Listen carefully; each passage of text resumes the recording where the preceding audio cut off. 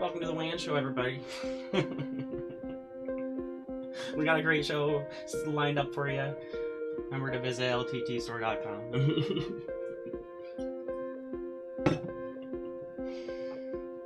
Welcome to the Artist Studio, everybody. If you didn't get that, I've just been a long-time fan of Linus Studio. I feel like I started doing the Artist Studio kind of based off of watching the Land Show. I want to bring that sort of relaxed vibe to the space every day. So that's what we're all about. Just hanging out, doing some art. They're all about just hanging out, talking tech, but you know, this is for us. We got a great day lined up here in the studio. Benny's pretty excited. We have a unicorn painting that we're going to be doing. So it's going to be a lot of fun. We're getting into some fantasy and going to be weird about it. I don't know. Have some fun. Be loose. I think that's been the driving theme of this entire week. Let's be loose and let's have some fun. So settle in. We're going to get started in about 10 minutes. We'll start at 2. And then I'm going to get my paints ready, roll the title scene, and I'll finish talking to you guys.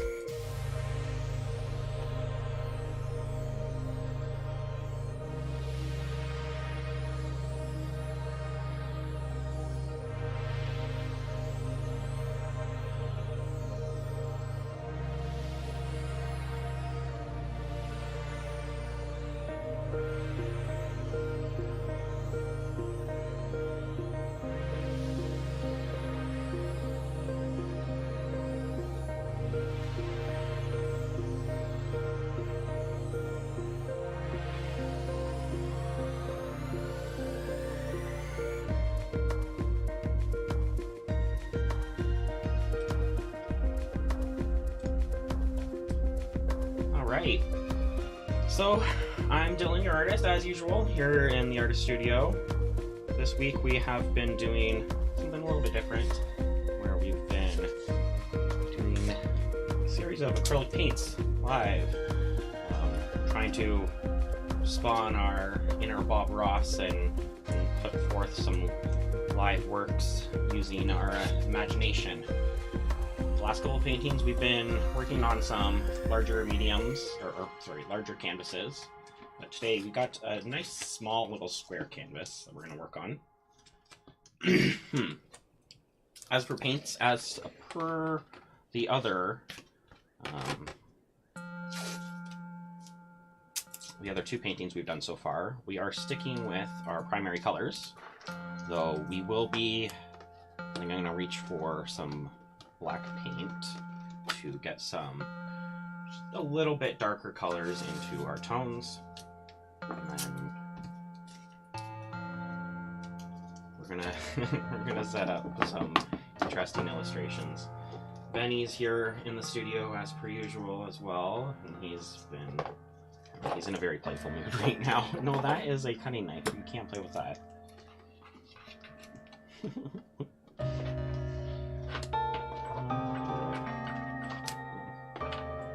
A sharp blade on it as well. It's an eraser. You can play with that one. I was doing some behind-the-scenes work this morning on OBS, trying to figure out the streaming software a bit better.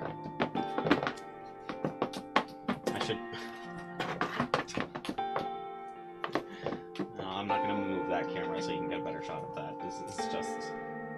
You can hear him, right? It's such a goof. I forgot what I was going to say.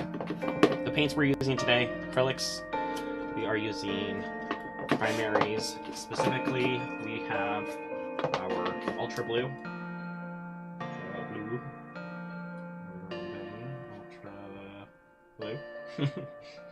We have our cadmium yellow, the medium hue. We have our titanium white, and then we have lastly some cadmium red, our medium heal. These are all going to be basically the only paints we're going to be using this week, but I am going to reach for some black acrylic paint. We're not going to be using a lot of this, just a little bit to tone our colors a little dark for the background of our painting. So today we're going to need to set up a bit more of the structure on top of our painting. We're going to need to draw. Hey, Benny. I'm gonna let him go. Where are we on time? Another 5 minutes or so until we get started. I'm not gonna serve my paint up yet, but I did load up some. I'll probably play with Benny here in a minute. I did load up some references of horses for us to use because we are painting a unicorn today. It's going to be a fairly girly painting, I admit. It's for the girly girls out there, but I've been painting these other series of paintings. He found something to play with. And I've been doing these Minecraft paintings for just kind of exploring impressionism and some different kind of mediums. You all right there, Olive? I think Benny hit his toy or whatever he's playing with. I think it was a pencil to Olive. So I've been doing these Minecraft paintings, and we're gonna be doing one on Friday. And those are, at least I'm planning to give a couple of them away to my nephews. So I was thinking, what do I paint for my niece? She really loves unicorns, so, well, I think that's it. We have to paint a really fun unicorn, and I immediately imagined what it would be like if we had the perspective of someone riding the unicorn.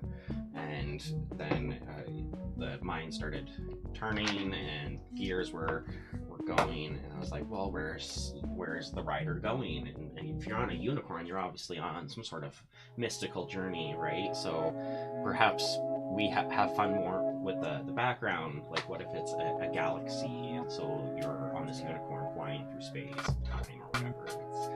We get to have fun with this, right? This is going to be fantasy, so I grabbed some pictures of some point of view shots of people riding on horses and what that kind of will look like. So we can kind of grab some of the gestures from those photographs and grab a nice sketch that we can work from.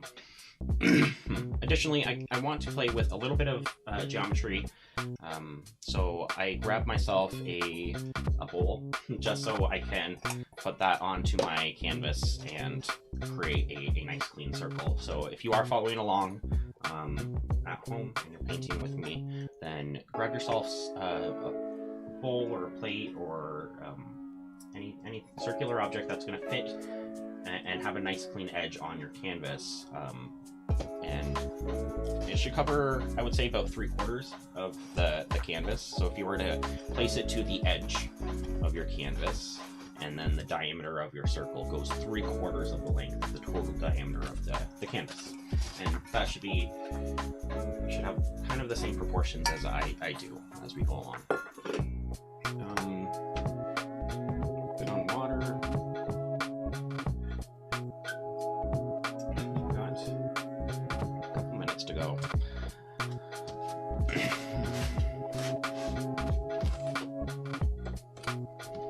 don't think I have any housekeeping. Other than tomorrow we're going to be doing another fantasy painting. Another creature, but we're going to be involving some architecture into the painting. The creature is going to be kind of an architectural creature. It'll be interesting. We'll talk more about that probably later in the stream. I guess for now, we can start sketching up some of the ideas that we want to do. And then when it comes to 2 o'clock, we'll probably be ready to sketch it out onto our canvas and get painting. I'll go down to here. And I've learned that I've been hot switching. There, the studio mode. There we go. I've been hot switching. That's a term that the live media industry uses. Look at me, I'm learning things. And I shouldn't be doing that. And so I've learned to do fades in and out and things like that. And I just forgot to switch over to those functions in OBS. But I also added a bunch of different little scenes and things that we can utilize today. So I now have a, ooh, look, zoomed canvas. Isn't that fun? And then I can even, look at me, I'm over on the right now. And then we also have this one. So I can actually address you guys here, but also talk to the side, to the canvas that's here. So lots of different views that we can play with, and we're just gonna have a lot of fun. Constantly growing here in the studio. So let's get to drawing up our idea. Let's set that aside. So nice. Just to get the idea of my proportions, I'm going to put that circle here. I was thinking. And then pull up my references here on the side monitor. So I have a few pictures of these horses. Point of view from the rider's perspective, except for this one, which shows a bit more of the side of the horse's face, which I'm going to need, I think. By every time I say horse, we might as well just replace that with unicorn, because we will be putting a unicorn horn onto this creature. I had thought about like wings, but then I was like, no, it's not a Pegasus, it's a unicorn. Semantics, right? I like this, I think, for a nice active. And then the hands, I really want like the saddled, like, what I kind of want to do is having these saddle hands here, holding on to the, I don't know what it's called, bridle? I think it's a bridle. Which goes up to what would be like the unicorn's mouth here or whatever.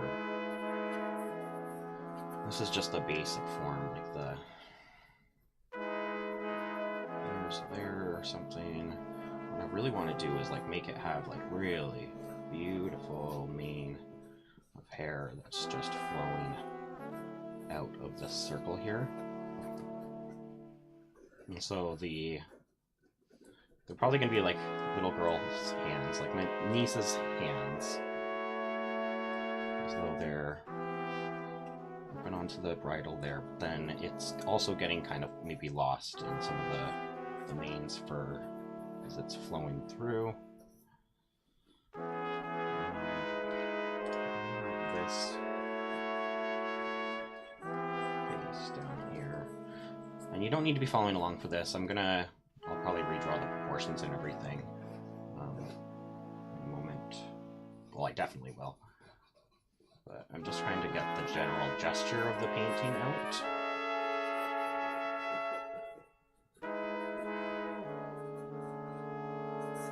I was thinking the unicorn horn probably breaks through the border that we create. Yeah, but that's quite big, maybe. It's not so. This is why we're blocking out testing her. Yeah. Careful.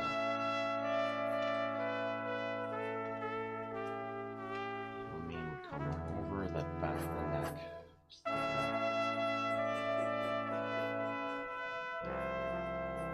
The neck has a swoop. And then this piece of the bridle comes up, splitting across what's the bite or something? I forget what that's called. Once dated a woman who was really into horses, so I knew all the horse terms. So I took an interest. I don't quite remember them anymore. versus aka Unicorn's Eye up there. And then here is quite low there. I guess it comes up here.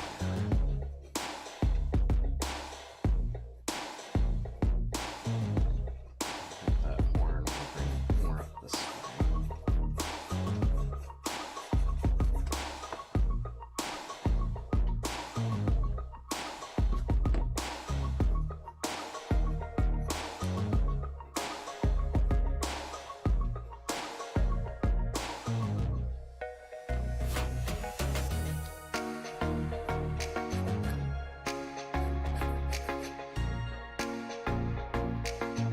Digging that.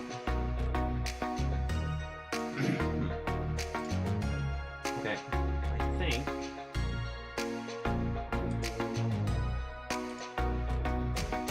think what we'll do is we'll break this down into some of the fundamental forms. First we'll get our circle in, and then we'll try and find some simple ways to create these forms. But I think this is going to be pretty stunning. We're going to have like this whole galaxy thing going on in the background. I'm thinking immediately, I'm like, okay, there should be like some sort of like planet or something here in the background. Maybe that's even Earth. Play with a fun way to put Earth in there in the background. What's the moon?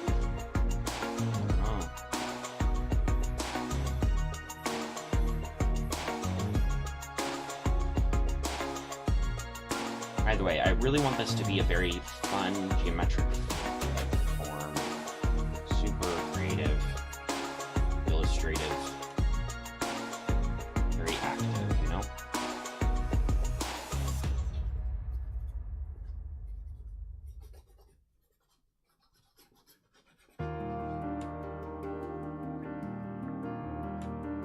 Okay. So what we'll do, first we're gonna put our circle down. I do want this centered, so I think we'll do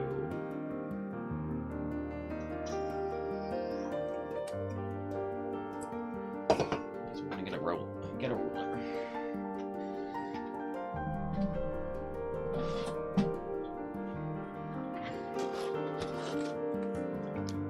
24 centimeters. 12 centimeter, and just mark my centers.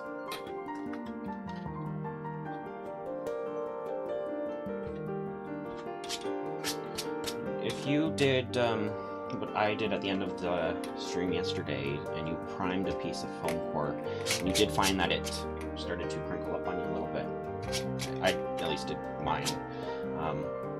The gesso will bend a little. It has a nice little give, and it prevents it from actually snapping or creasing, so you can give it a light bend back in the other direction. So that's how I leveled mine back out. You'll see that at the end of the stream. I'll show you.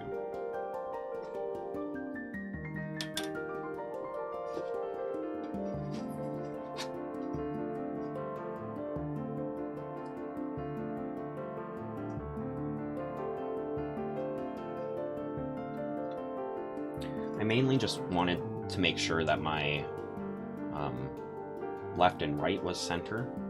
It's much easier to visually see, at least for me, the symmetry of my bowl hitting that mark on the top and the bottom.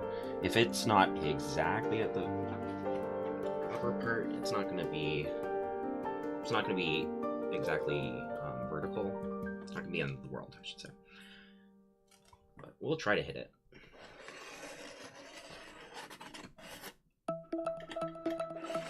If you're working on a flat surface, it might be easier for you to visualize that. Just working on that angle, I couldn't quite tell if that was it. I think I did. I think that's pretty centered. Next, I'm gonna grab. I think that'll work. I'm gonna grab a smaller circle, and also centering that at the very top. should just intersect a little bit. There. So that's going to be, I don't know, the destination of our unicorn and our rider. So they're going to be flying towards that. Something I want to do is, let's take this first.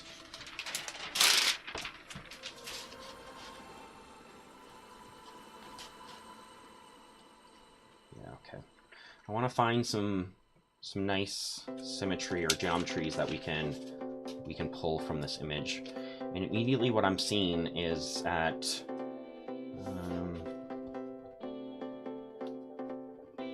3/4 of the way of my canvas here, we have the unicorn point kind of hitting there.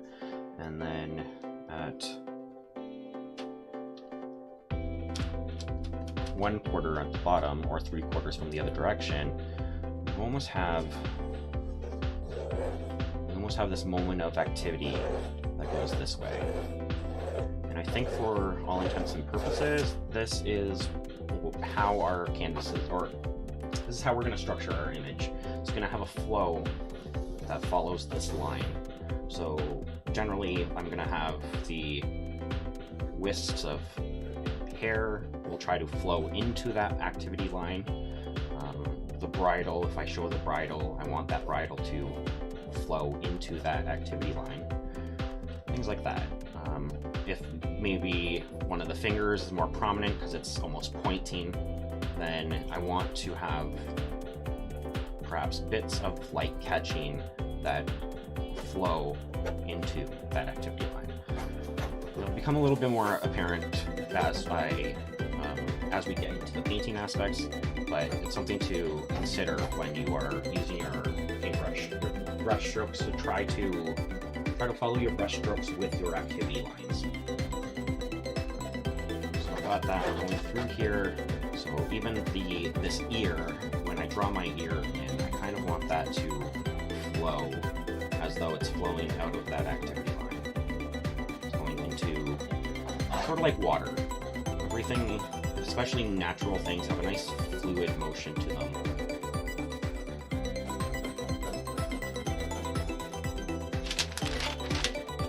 First up, let's 24. I'm going to go 6 centimeters in, so 1/4 in, and then 18 centimeters, so 3/4 in. I'm going to draw a line that crosses through there. I'm not going to extend it out beyond that way, because I don't think I'm going to have any. I'm not going to have much going on this way, so other than some of the main hair.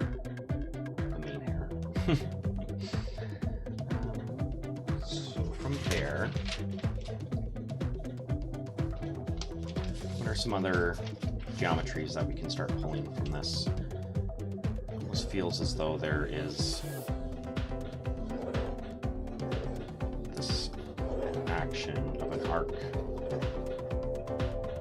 Goes from 1/4 of the way to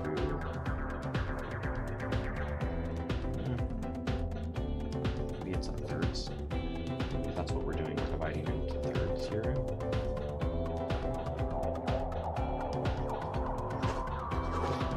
I think we're just gonna have to just play with that action line. That's what it is. This is obvious right here.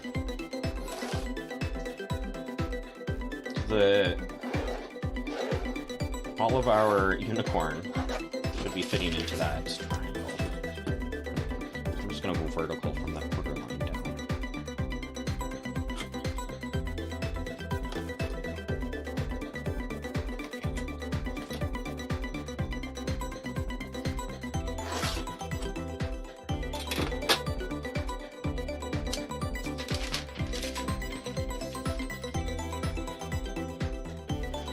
So I want to then put my rider's hands in here.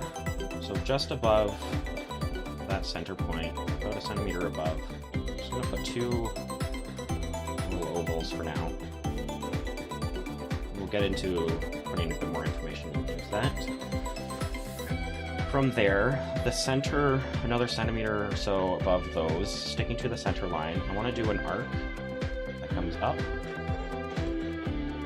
and starts to just touch that diagonal line, swoops over. I think we'll stop where it hits that circle in behind. We don't have quite the right proportions. Just try and get this arc to come up, follow the back of our unicorn's head here. Well, that's just the point. Excuse me. That's going to be the center line of our unicorns. And Addie, oh my goodness, you couldn't even. Can you guys see what I'm working on? Looking up for once. I'm gonna work like this. New setup, new issues. You know, everything has its bugs. So I'll try to work like this. I don't know. We'll find a good solution for working here. So this line here is our unicorn's center line. This is starting to look quite phallic, so let's do something about that. Up here, how are we going to deconstruct this? Let's look.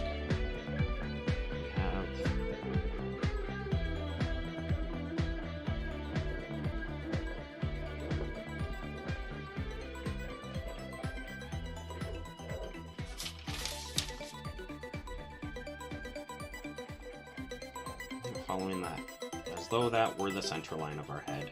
What would it do? It would kind of parabola up, down, I think.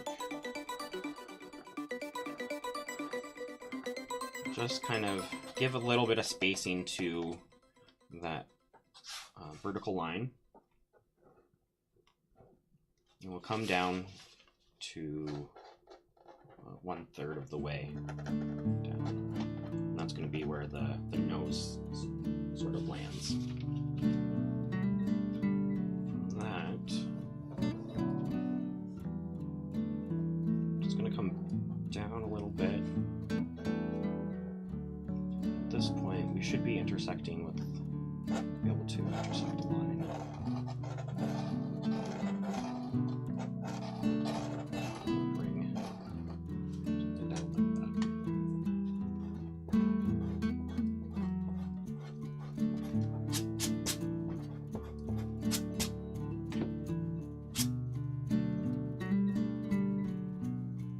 Simplify this if we wanted to.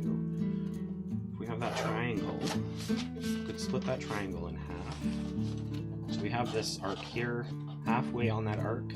Let's go here, and we're gonna draw that line directly up. And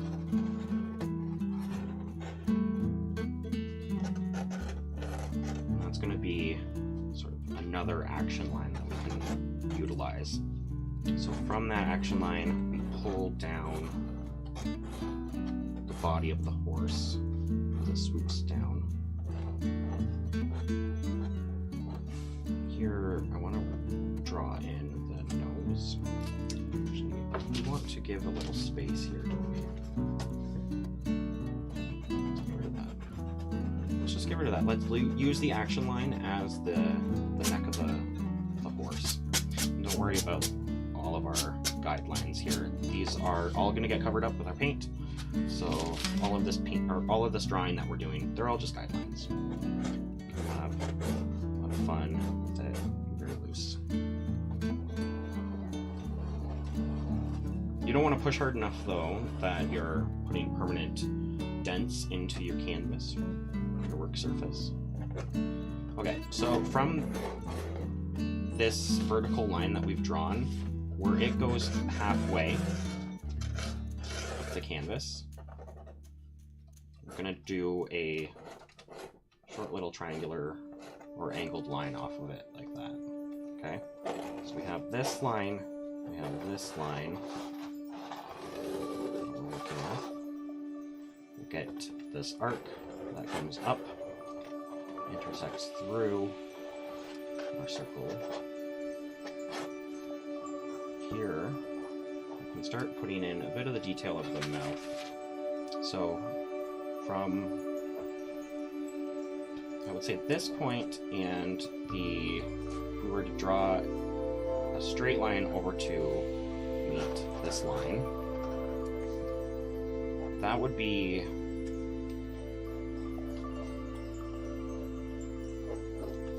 sort of that's going to give us a little bit of the area where we're going to be working with. Draw a curve up, like that.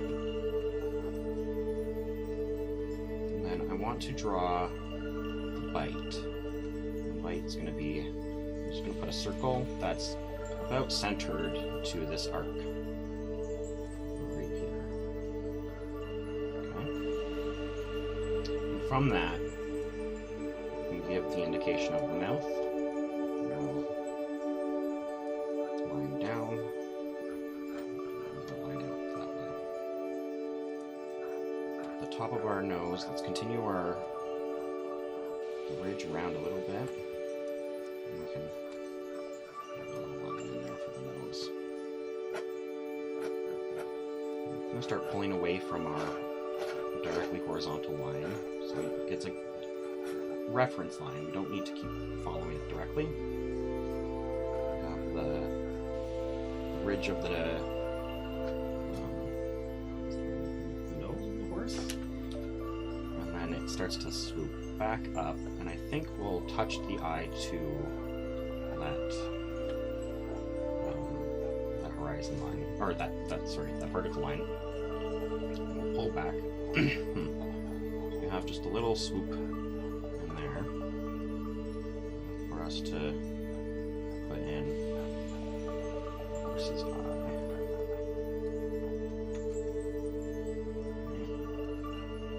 The horse has a cheekbone, right? So the cheekbone is here. So it's kind of, if the horse could smile, it would be pushing up into the eyelids here, or into the eye socket.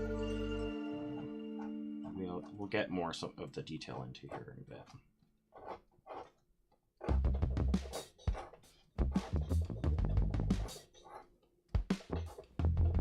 So this line here that we've been drawing, that is only our center of the center line of our horse. It is a guide, but the horse is wider. It's not paper thin, right? So we have to give it some thickness. Out from our guidelines a little bit. Maybe catching the edge of where our rider's hands are. I think I'm going to add a arc here, some earth to our horse's neck. Come down. Kind of indicate the front legs of the shoulder of the horse. We need to define some of the head a bit better. Let me start looking at the detail a little bit. The horse has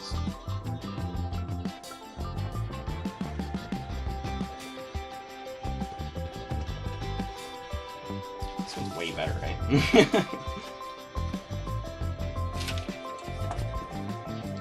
Lack of these indications of these lines.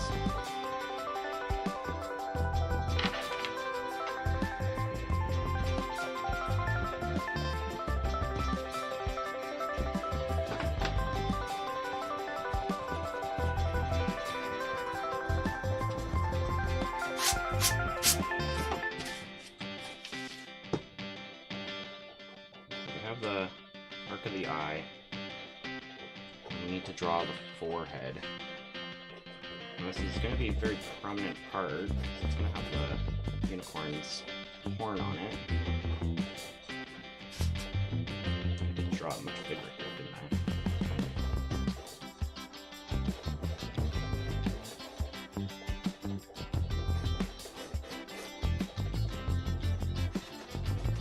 At this point, I've got to erase some of these lines.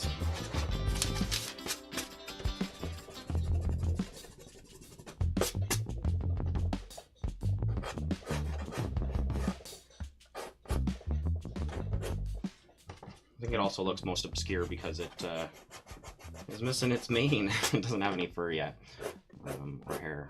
It's like a hairless horse. Kind of weird. And we have, it's turning its head, right, to kind of look ahead a little bit. I'm just going to draw a board out. 2 boards are point.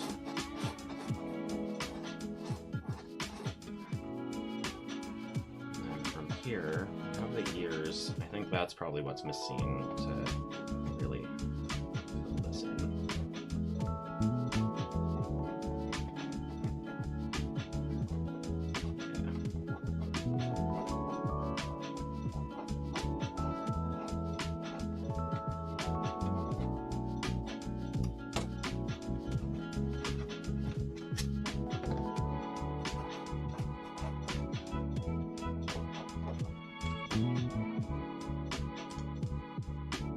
I hope that was like kind of easy enough for everyone to follow along and not a, you know, draw the circle and draw the rest of the owl kind of situation.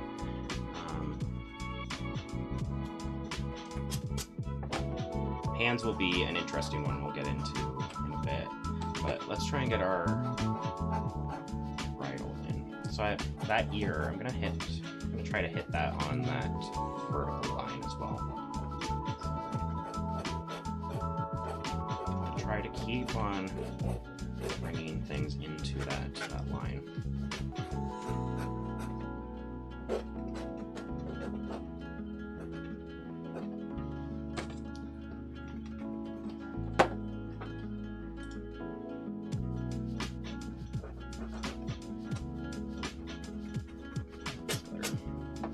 Chin, yeah, underside of the neck goes into it more.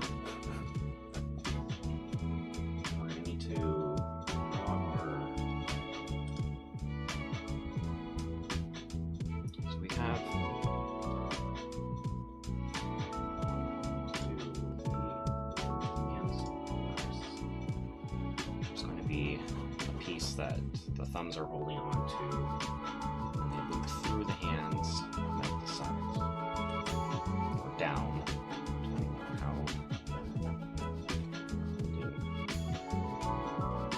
movement, I guess. And then just come up.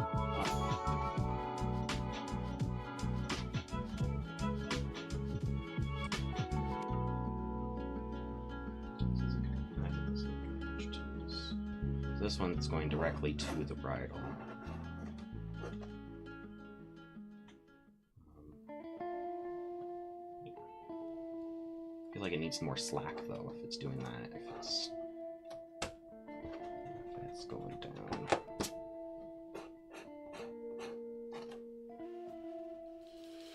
And then here comes up. There's many different variations of these, I believe, but this one here.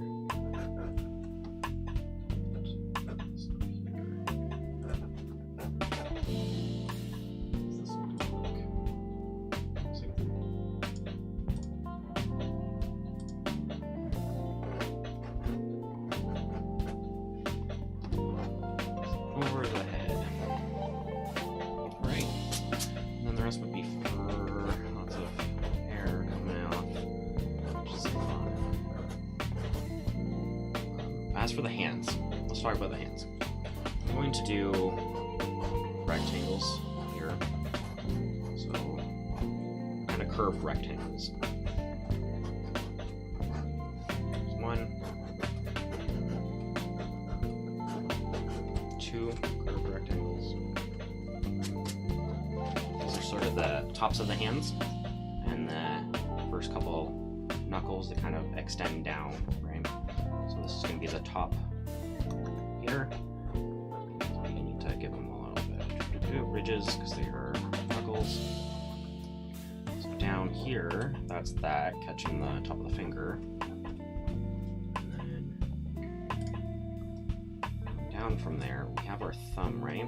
So from halfway on that rectangle, thumb kind of comes out. It's just going to be this rectangle here.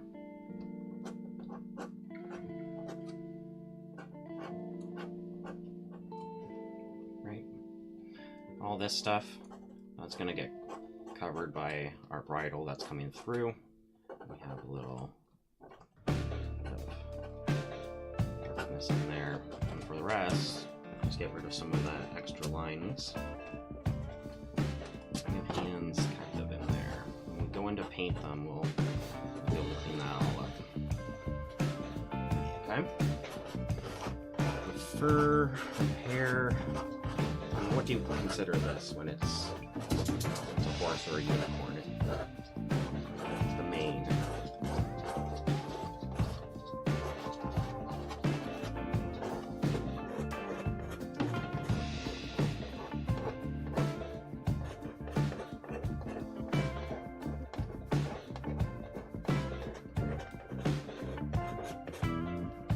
Okay, I think we're ready to get into painting. Whoa, that's okay. Line art's still there.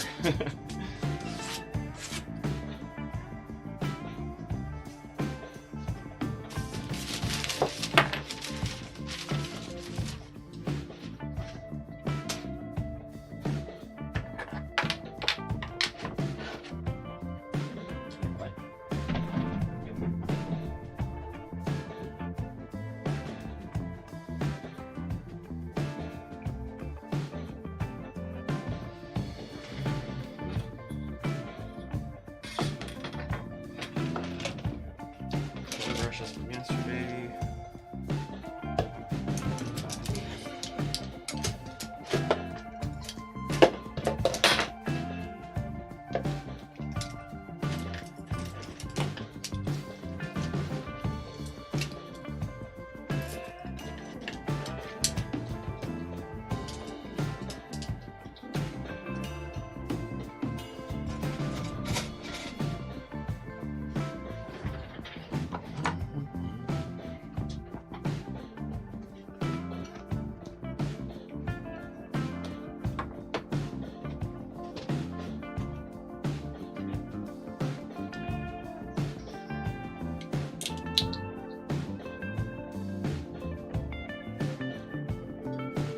What I want to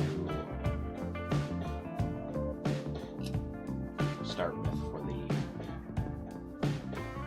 border.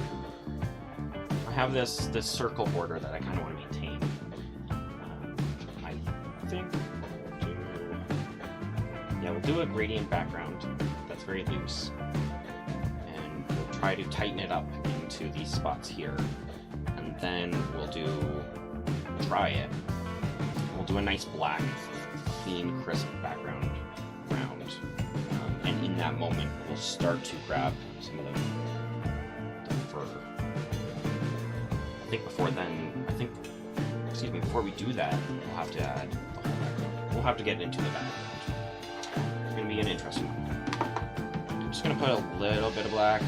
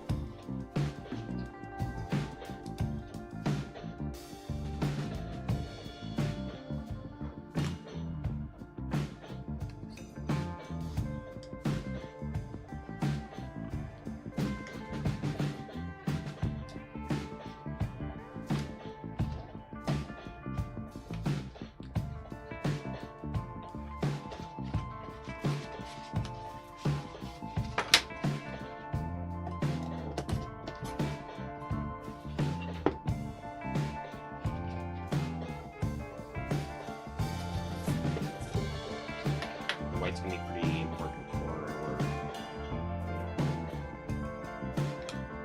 Just got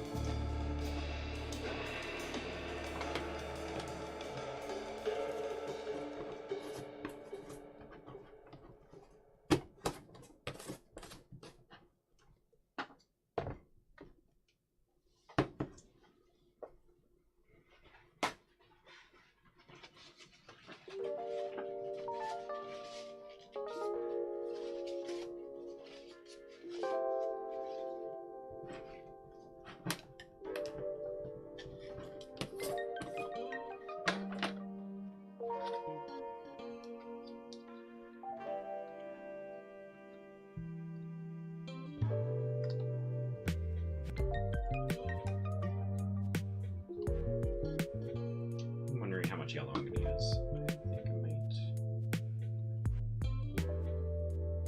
I don't know. Good to like make some...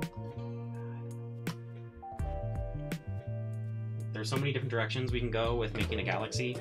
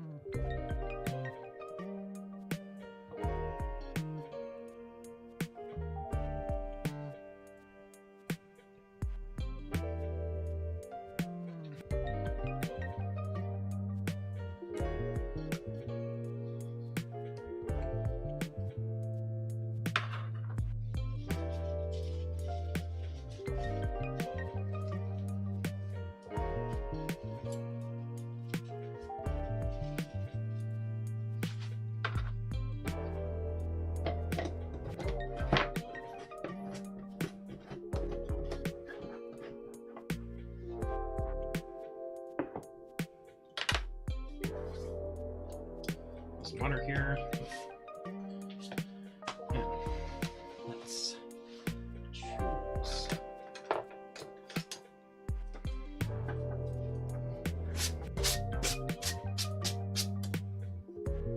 So our horse is going to be white.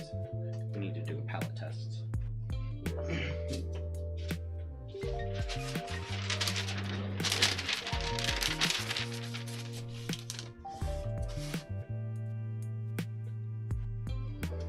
Horse is gonna be white, right? And it's gonna have all kinds of fun galactic colors shining into its mane, but primarily, I think they're gonna be yellow, blonde, bright colored.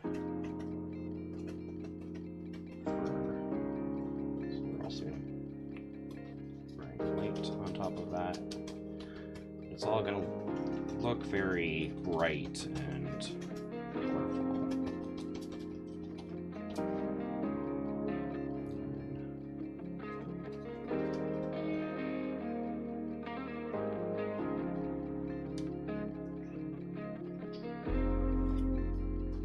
What does that mean for our background?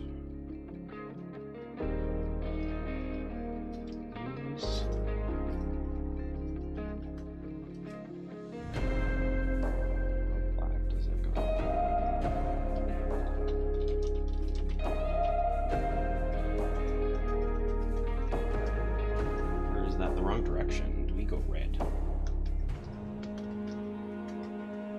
Or does that look too creepy?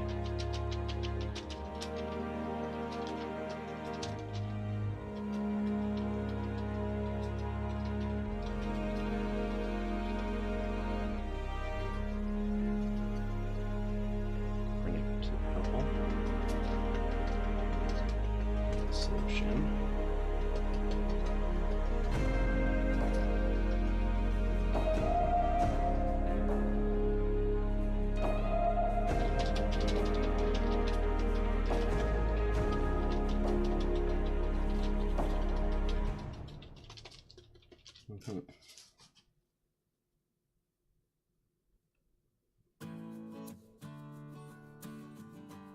Looks like green in here somewhere too, though.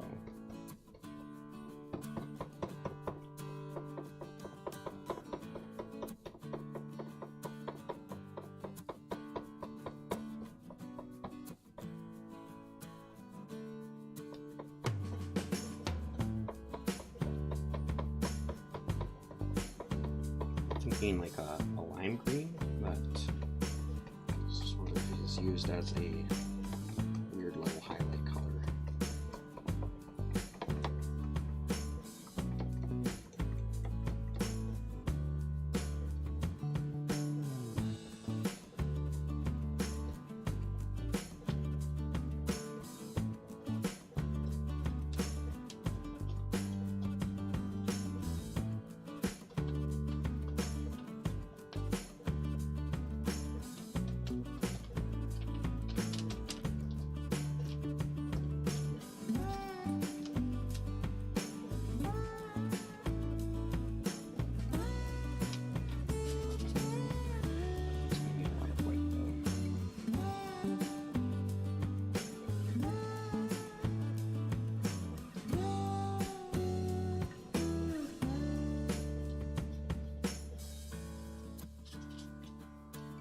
The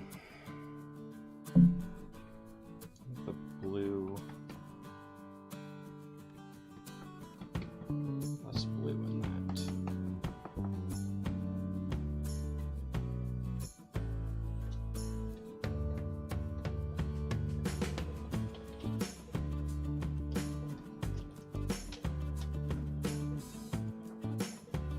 I think that's getting closer to the colors we want. What's the back there, though?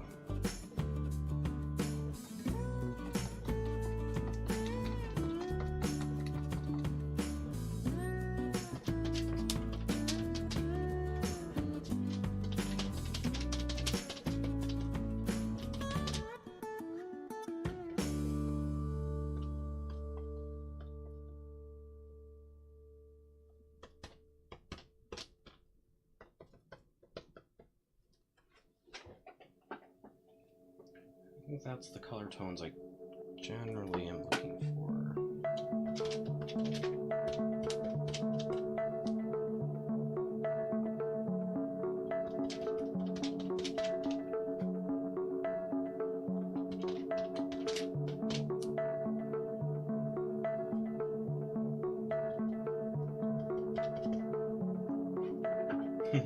Now that's an abstract painting.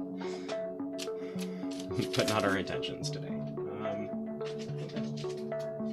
tones are right. I don't know where to put this. I've run out of space or surfaces in the artist studio. What's up is in the other room. Though that doesn't make for a good reference.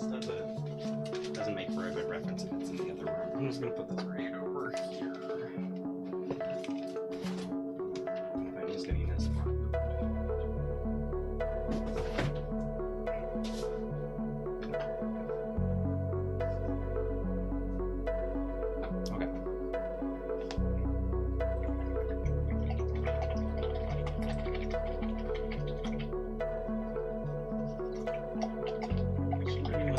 Background.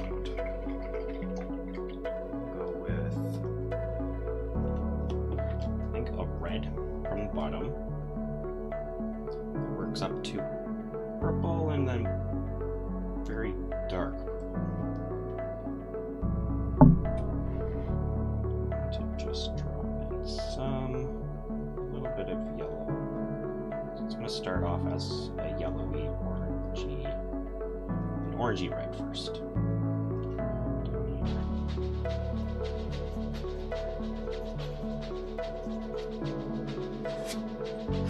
Don't need to worry too much about filling in behind the unicorn.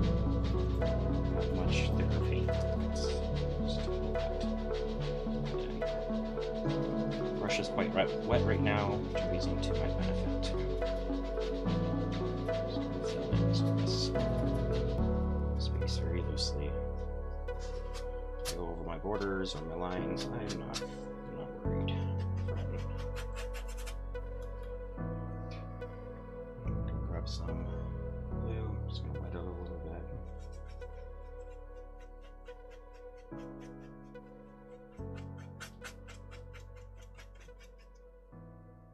Do that again.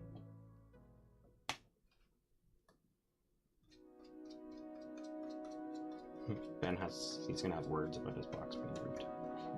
Yeah? Mm-hmm. The box isn't there. I needed to come for a moment.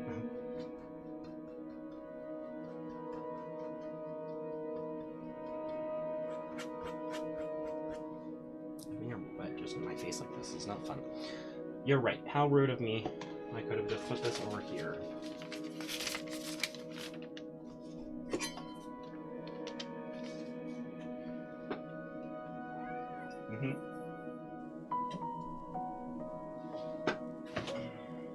Here, move. You gotta move over. You have to move over so I can put it back down. Alright, now get in it.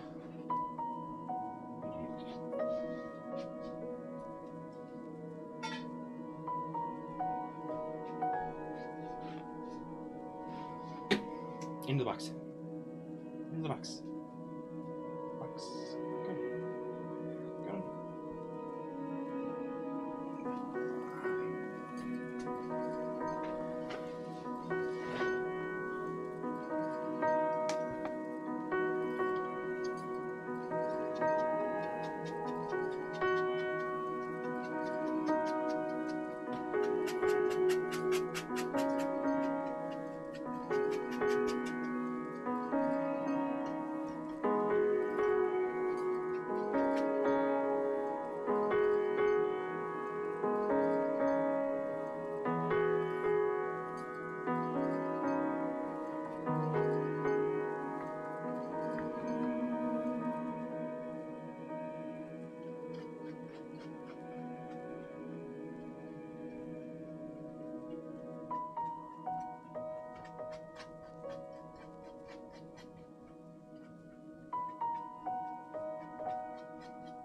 So I'm just trying to gradient up through from nice bright red to dark purple. Just going to start bringing in just a little bit of black. Very careful with that. Black's going to go a long way.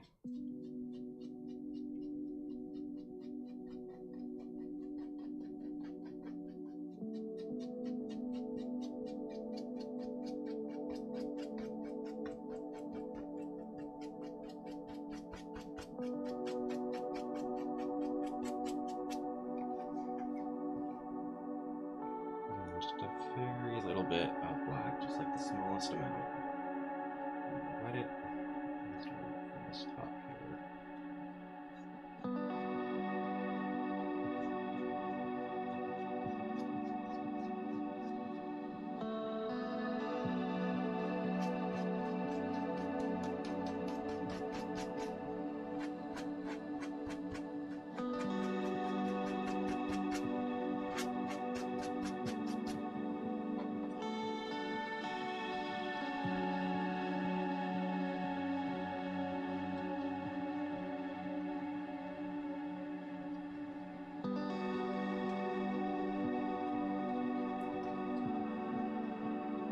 If your gradient isn't completely uniform one side to the other, that's okay. So I'm going to start putting in some nebulas and gas cloud formations, and all kinds of fun stuff back here. Space. I'm just letting paint just go in under where this planet's going to be.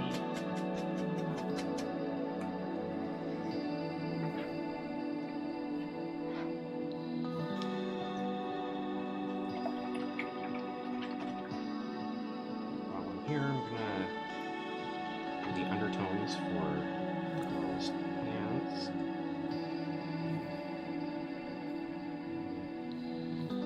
This is pretty fair toned, so I'm trying to get a nice pink color.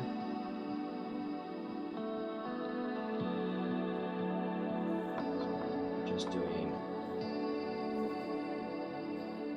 white, a little bit of white, a little bit of yellow, a little bit of red. You can keep playing with that.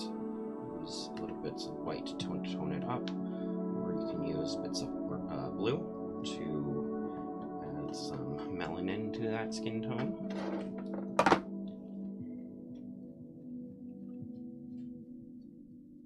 So this is just the under coating. If you've been following along with the painting series I've been doing this week, you'll know I like to layer things up. So this is going to be our first coat. I'm just going to load my paintbrush up with a lot of white. We're just going to try and capture the overall shape of our unicorn here.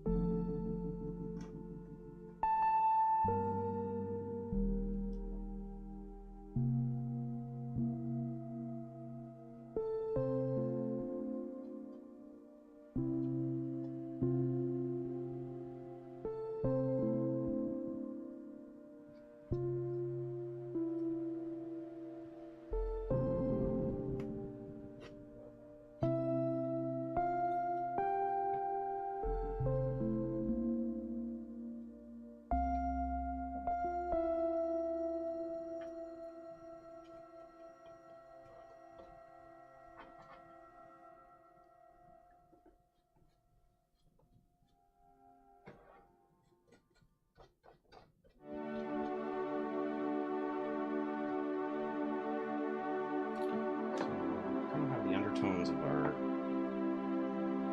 spaces of our objects. Just try and loosely just imagine where those just get the loose shape of that circle back in some my paint. I'll let this dry up in a bit. First break. If it's not dried by the time we get back, then I'll grab the blow dryer, so maybe you can do the same.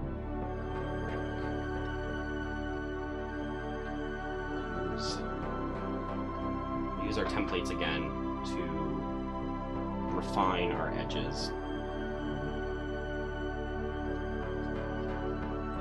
The whole point is to get the base of our drawing down.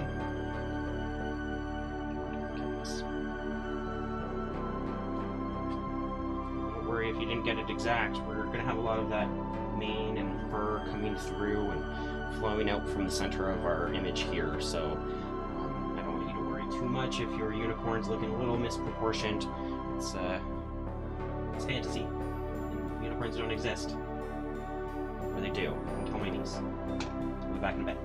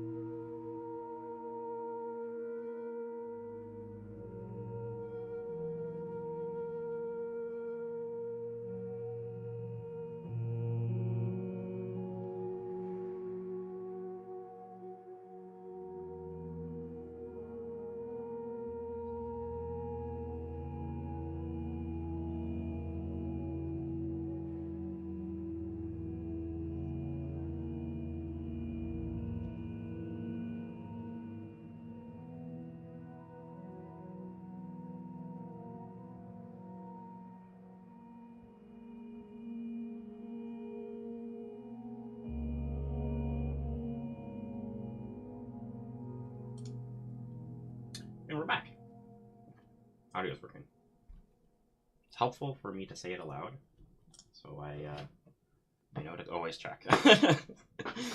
Okay, so I just used the blow dryer to get this undercoat all dried up.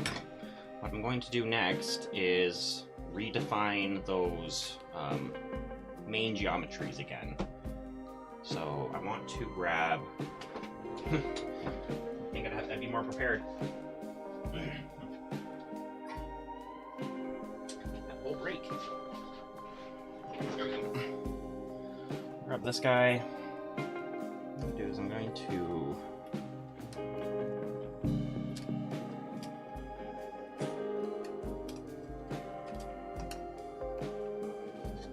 I'm trying to find if I can see any of the original Merc, but I don't. That's it right there. Centered. What I'm going to do is I'm going to redraw that.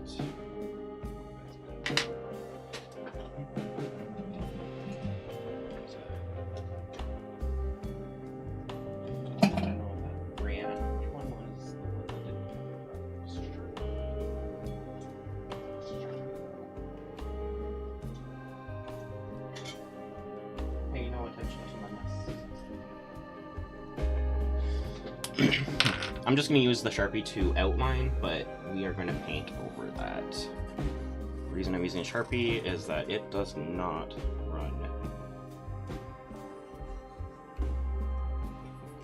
Super helpful. Okay.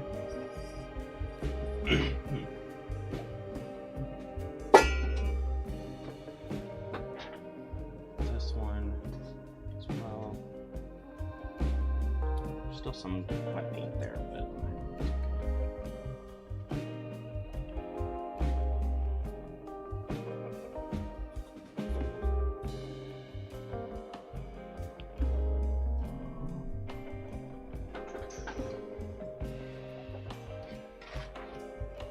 so I'll try to stick to those lines.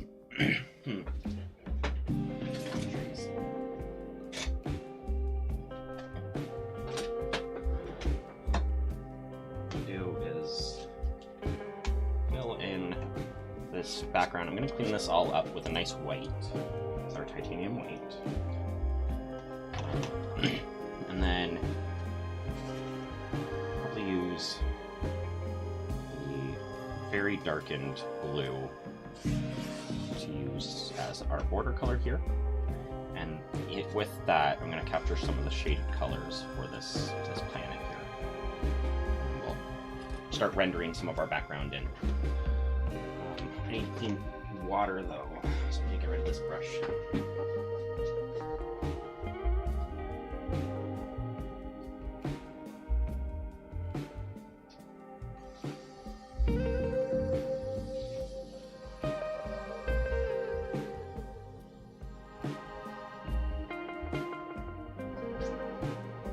These are things that could have been done on a break, but it wouldn't have been a break. It's just been still working.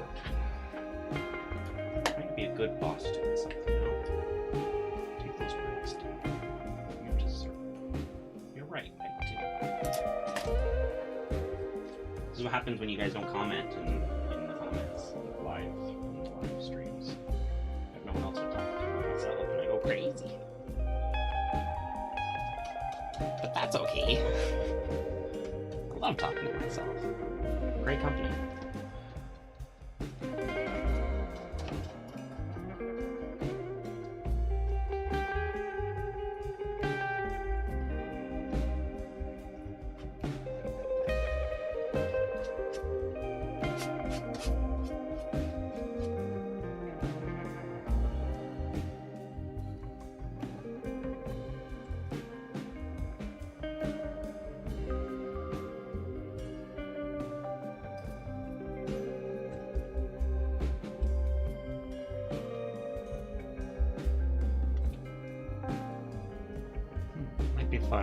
This might be a fun opportunity to incorporate a bit of texture into the paint. So I'm starting to lay it on a little thick here. following the geometry of our circle with my brush strokes. This is a good practice for talking about that activity line. Keeping those brush strokes moving in the direction of geometry and the flow of objects in your painting.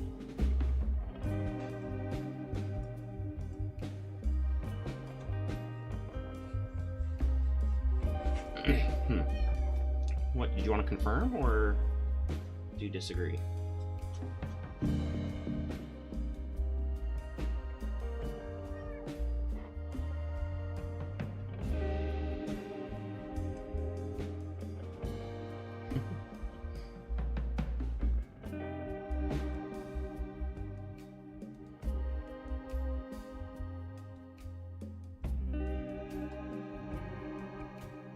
I can't pet you because your fur is gonna start lifting up and getting everywhere. I don't want it in my paint.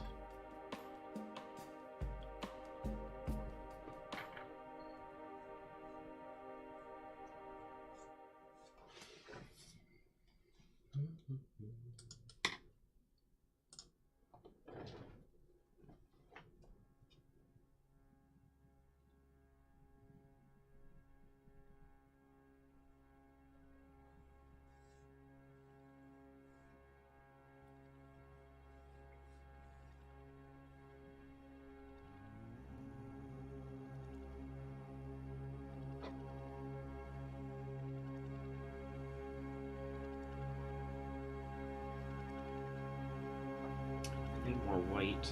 The stuff that's left there has bits of color smeared into them, so a little more pure white. And that titanium white.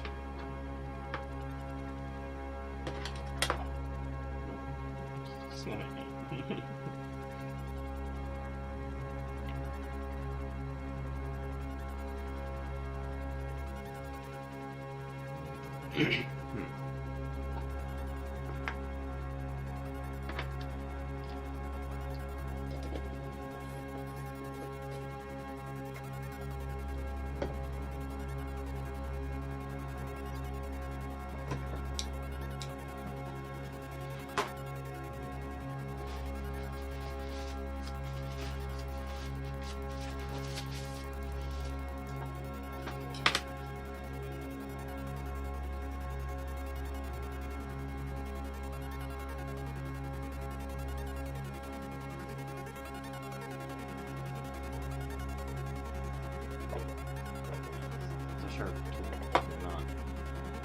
You're not registered to use those in this game.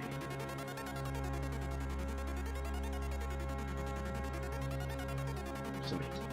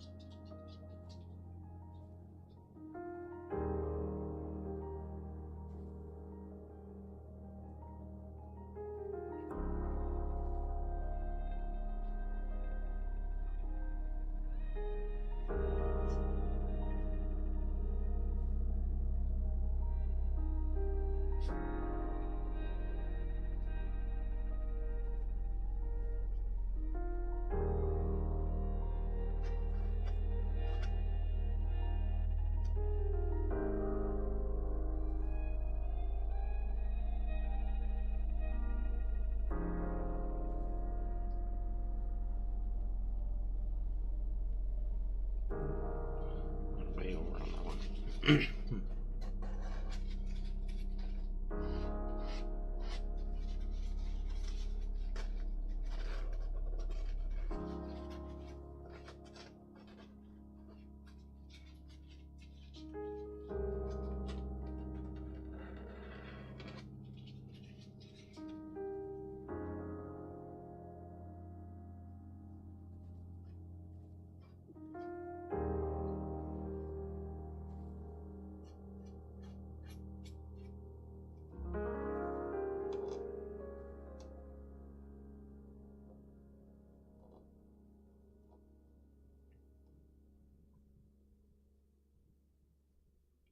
don't know why I'm getting so specific in this spot. Like, there's so much mane fur that goes through there that I'm gonna stop worrying about that. Let's move on. Just about have the border white texture done.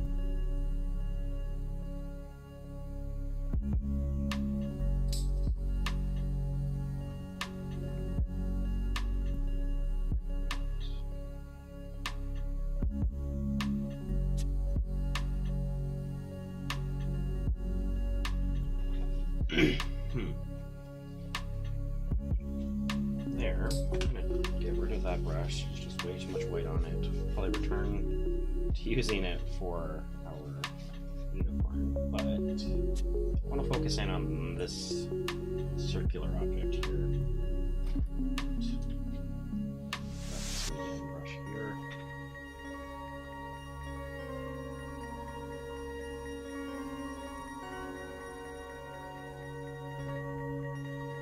This dirty red. Some colors in there. Mixed in. Little bits of blue, little bits of yellow, but mostly a lot of red. Just going to this. Do my best not to go over my line. Try and fill up most of it.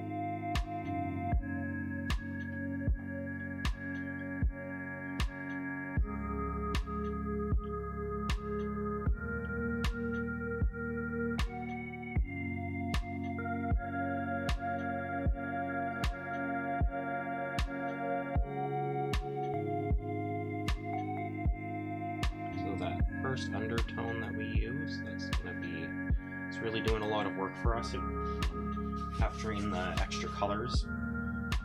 If we wouldn't have painted that first undertone and just used this red now, we would have been seeing a lot of pink and a lot of unfinished canvas underneath. It just wouldn't have been fun. We're all about layering here, right? Bit by bit, we'll get there. I think I might keep this and just fill in some extra texture down here. Almost like clouds. I think it's gonna almost be like gaseous nebula or something. Unicorn is flying over.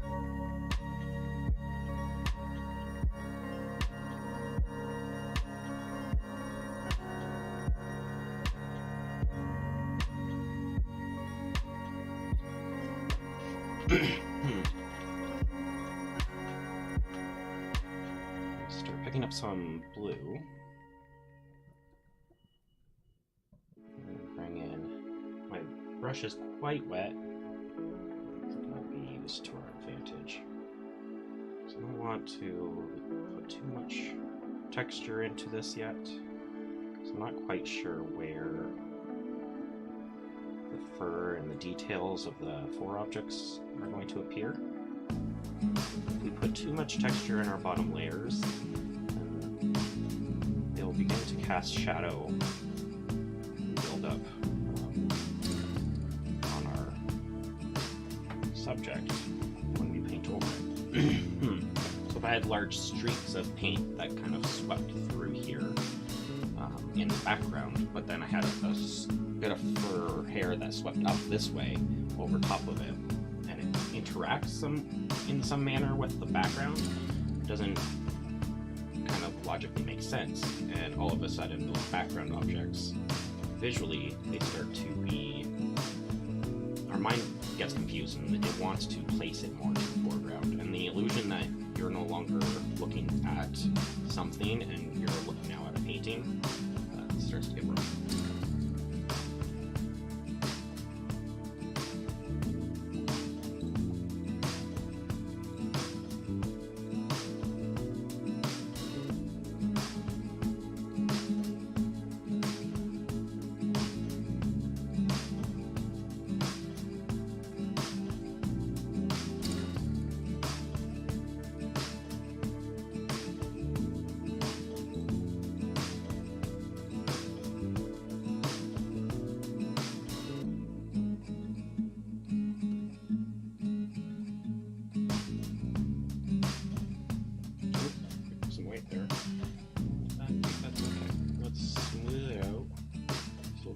Happy accident situations.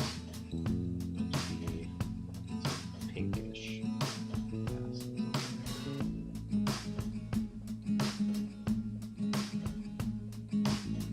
I think we need to do fill this in a little bit darker or more color. Start getting rid of our canvas textures.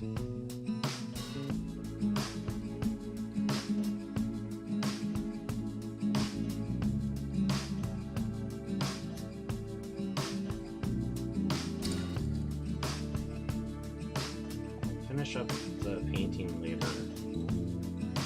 Situation of bringing that weight in, that's okay. Let's do that.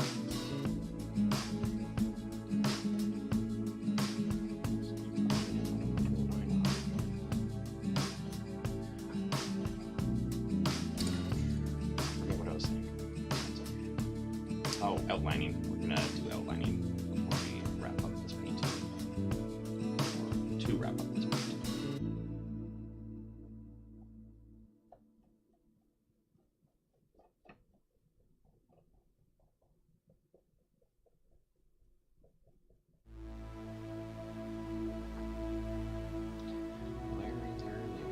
So, put up some black, and this is going to be the first time that we're going to be using black paint. So any water this time. Try and smooth it out. See here, as it gets close to that panel.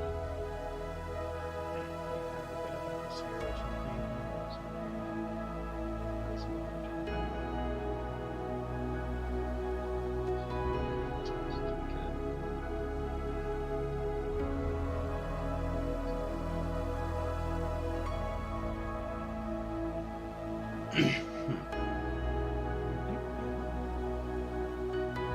the same on the other side. I'm going to start bringing, I need to fill this in. I need to put in some other solar objects. Stellar objects.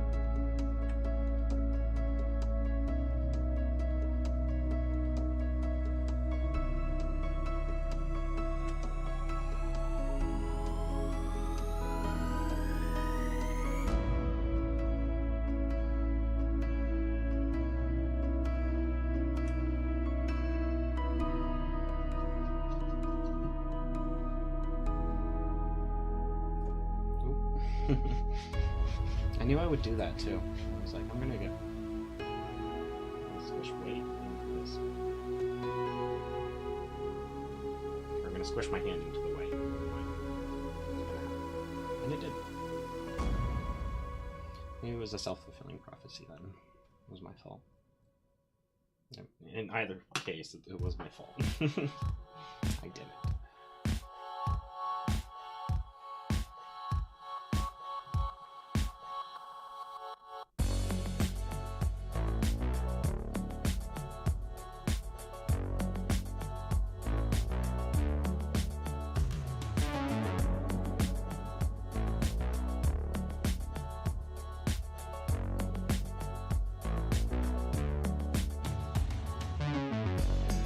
Something I could have done, instead of just painting, was taped off the edges.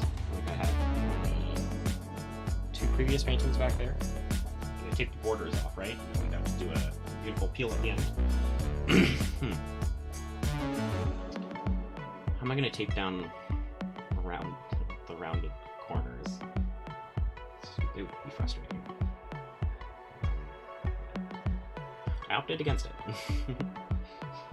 I think this is turning out really nice. And I also like that we're going to be able to play that border of the main.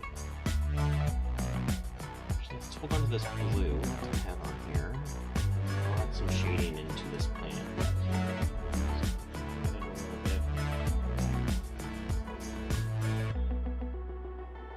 This also allows us to get more close to that line drawing.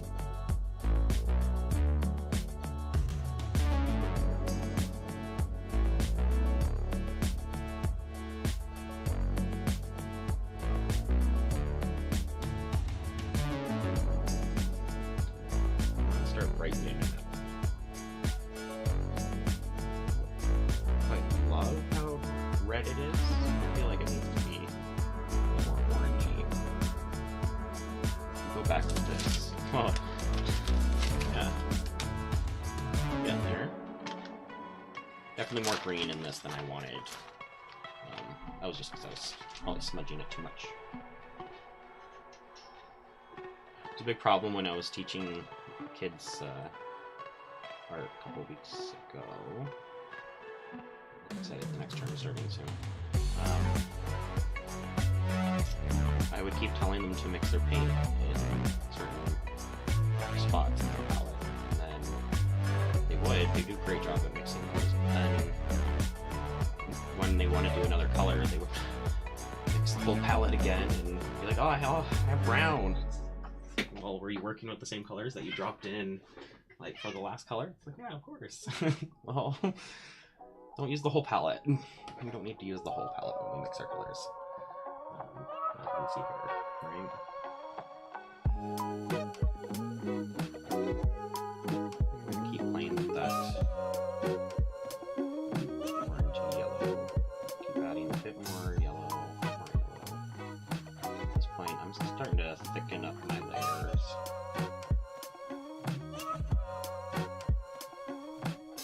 Start adding a lot more texture to this layer. Maybe grab a little bit of white and start.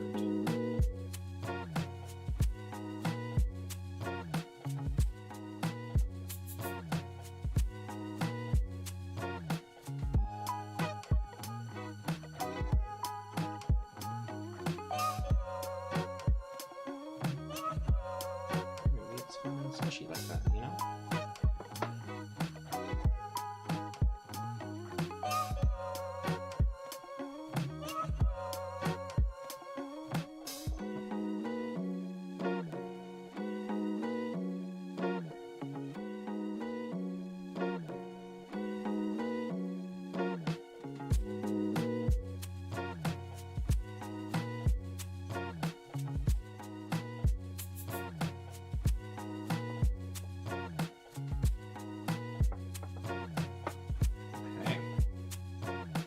Starting to feel like a 3D object there.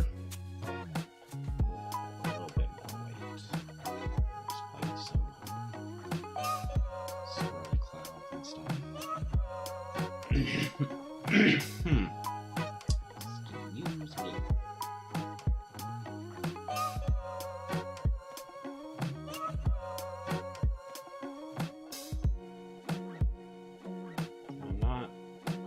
too hard and nice soft presses. Not too much to overcorrect and keep on getting into this messy scenario of over pressing and trying to fix. I mean, it happens to the best of us. They kept the image how you want it, you know? Kind of feeling like, what if this has clouds? What if this red planet has some sort of clouds? Oh.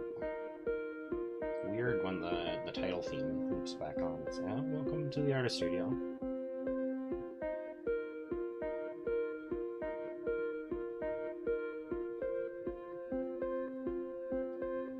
That does have clouds that are catching the sun's rays. We'll have to play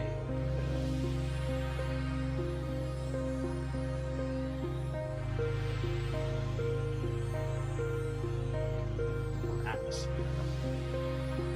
So around this edge, those clouds start to get yellowy.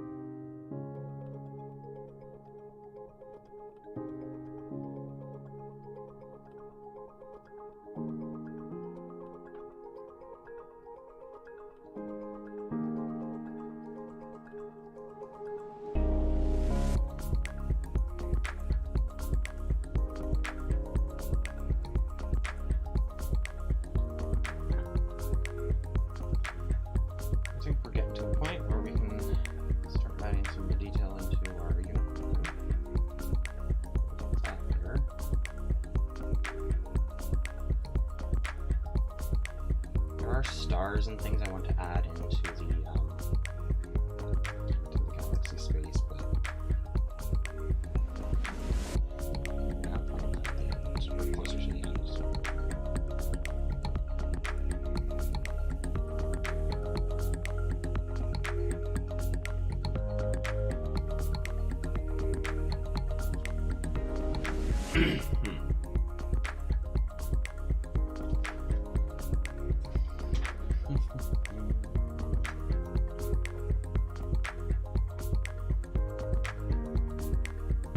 I'm gonna grab a blue.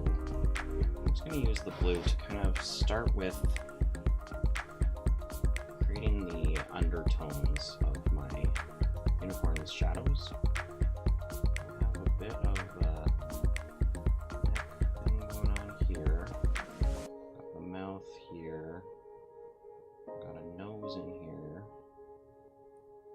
Got an eye up here. It's quite dark, right? This is going to shadow up. And then we have our mane is here, so there's going to be shadowing underneath the mane, right? So we might as well layer that in now.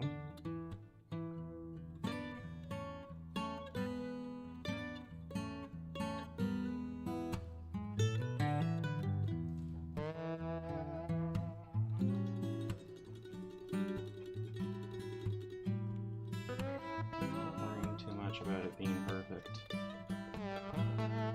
Just making sure I'm leaving a bit of a highlight on this edge here. Right, that's going to capture the sun or the star nearby. Just blue in a little shading underneath those hands.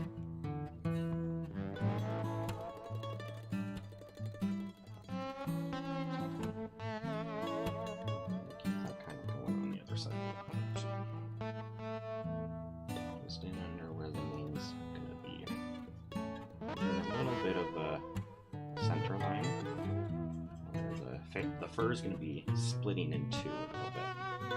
So light is gonna be able to get pretty deep into the fiber of the hair there.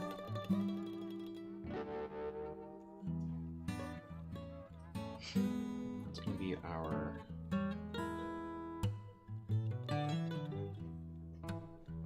base to our shadows. So we can do a little swoop up here to capture that as well. Okay.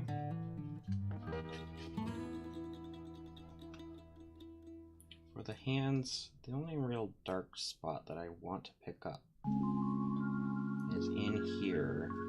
There's gonna be this kind of, I'm holding on to something.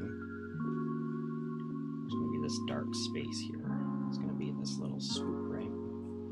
Make sure I get that.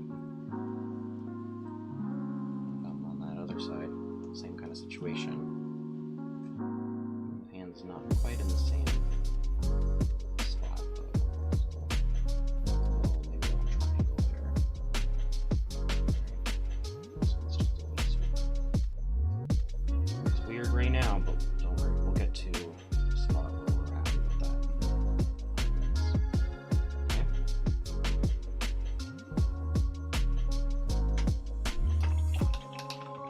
I think we're going to be done with that blue brush.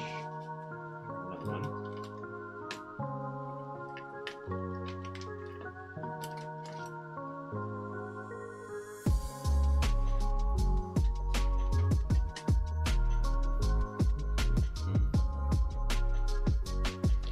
I'm going to be working,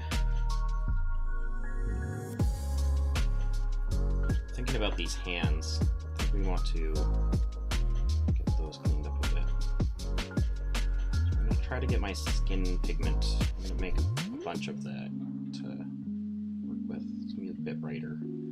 So we're going to start with making a pink. You can see what I'm doing. Yeah. Start by making a pink, bringing white into the red, and then to give it a bit of life, because no skin is that color. Not even a perfectly sunstruck skin. Or add a little bit of yellow. There's a bit of red in there that too, but that's okay. Starts to get a little bit more like a skin tone, but what we're missing. Just a little bit of blue.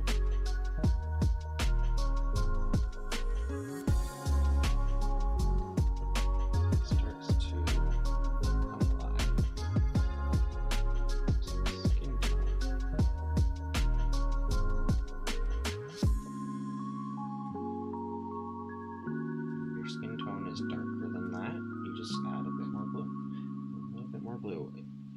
only, the blue is very, very fine. Like, don't add too much blue.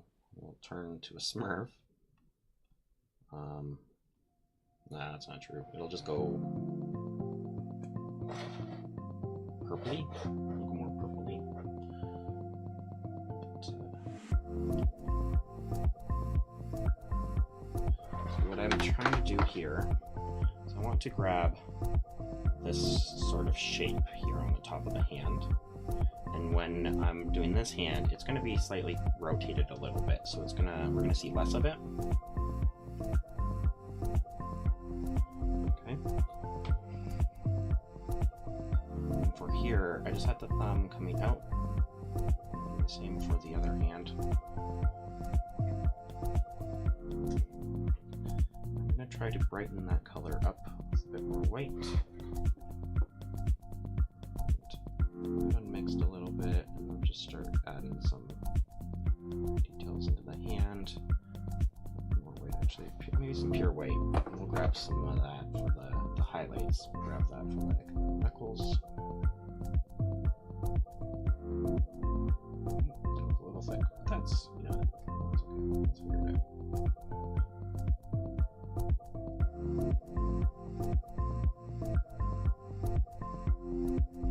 It's just what my hands are doing, you know?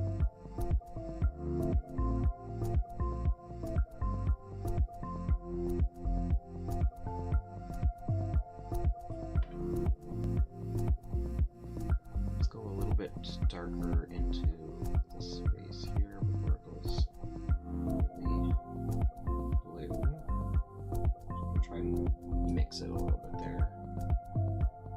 We also have that bridle that's going to be going, that piece of leather that goes across the hands. So we'll do that as well, and that'll help seal some of our loose brushwork.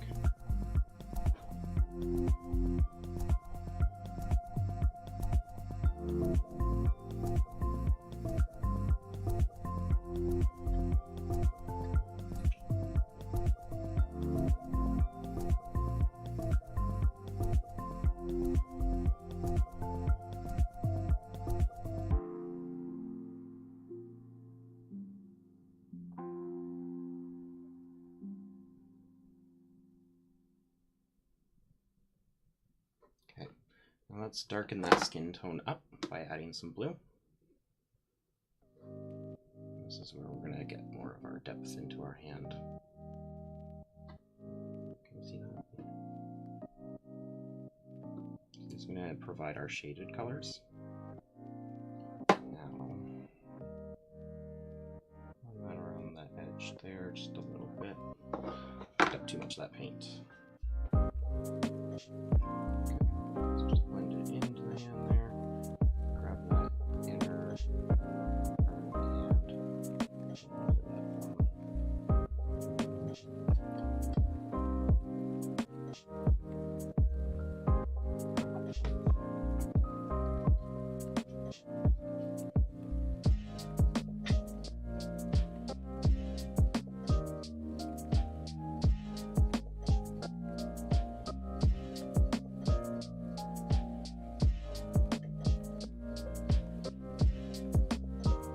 That bridle, what kind of color do you want to make it? A light tan brown, maybe? I'll put aside some yellow here. Just going to add a little bit of blue into it.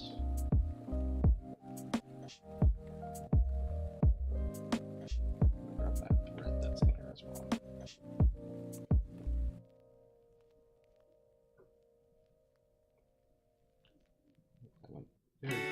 More red. Picked up more blue than I anticipated.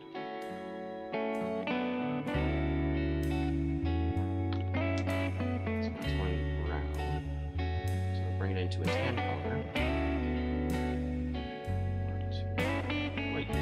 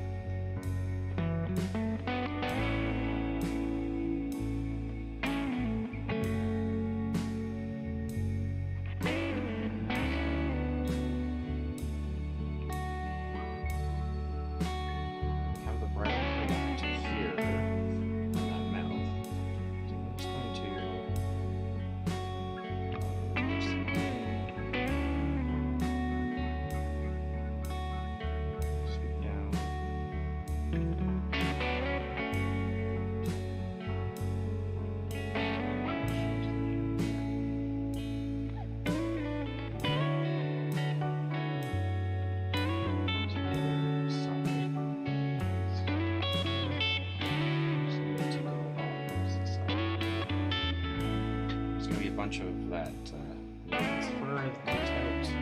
For us.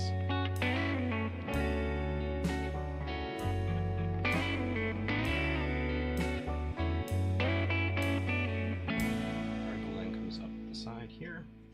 There's going to be a connection here. And it comes up past the eye. And it's going to split here, go around one side of the ear, come over the head.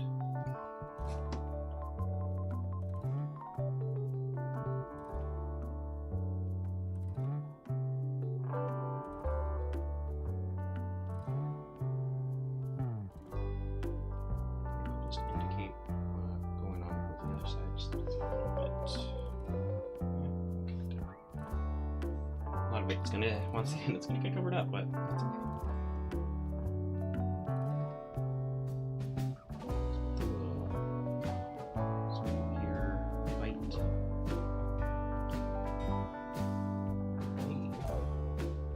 A couple of my references again.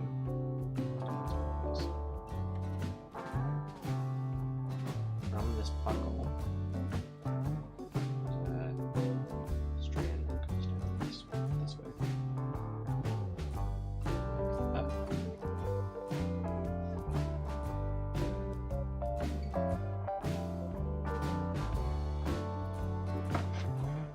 And consider that sort of our undertones. I'm just gonna start playing with some white, capture a bit of highlight on it.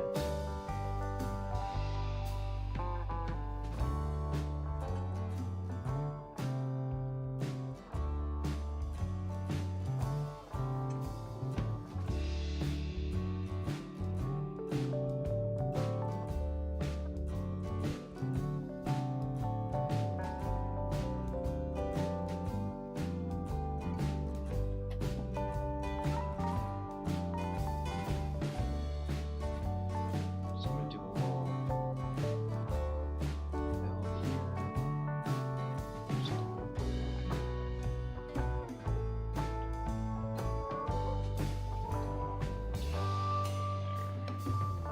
Just sort of like this light is catching little bits of the buckle.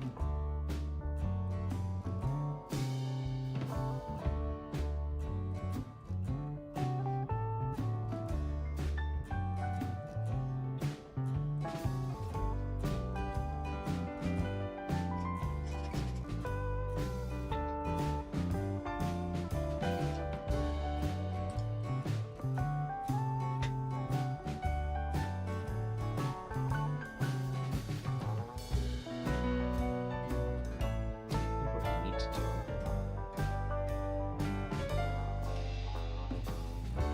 Take this buckle back here.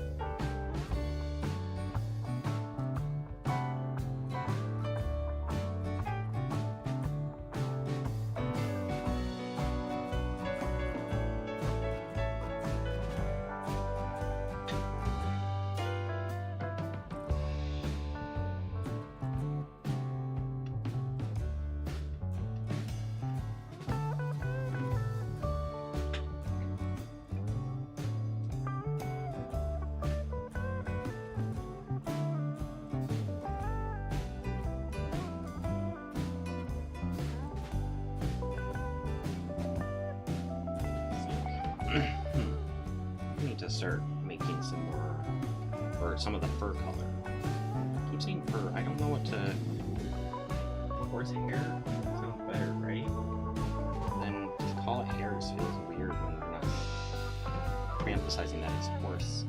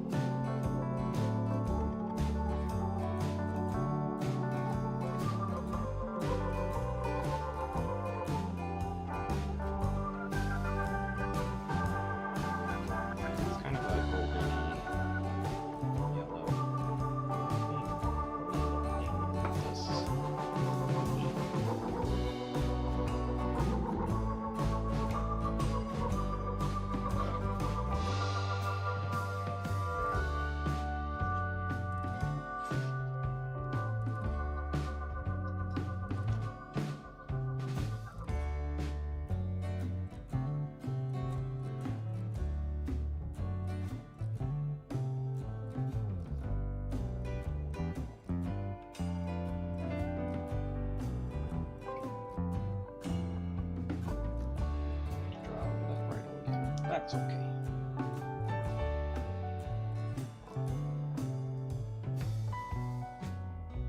Do that after all of the main.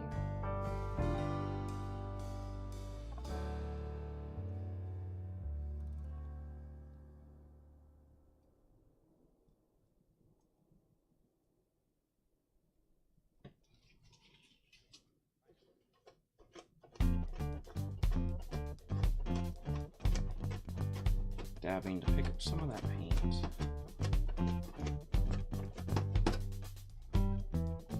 Start playing with texture a little bit.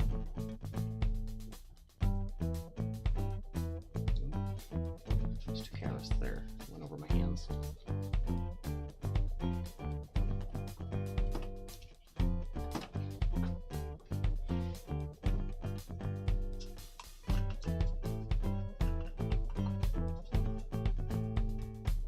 Hands are quite pink anyways. Let's tone them a little bit.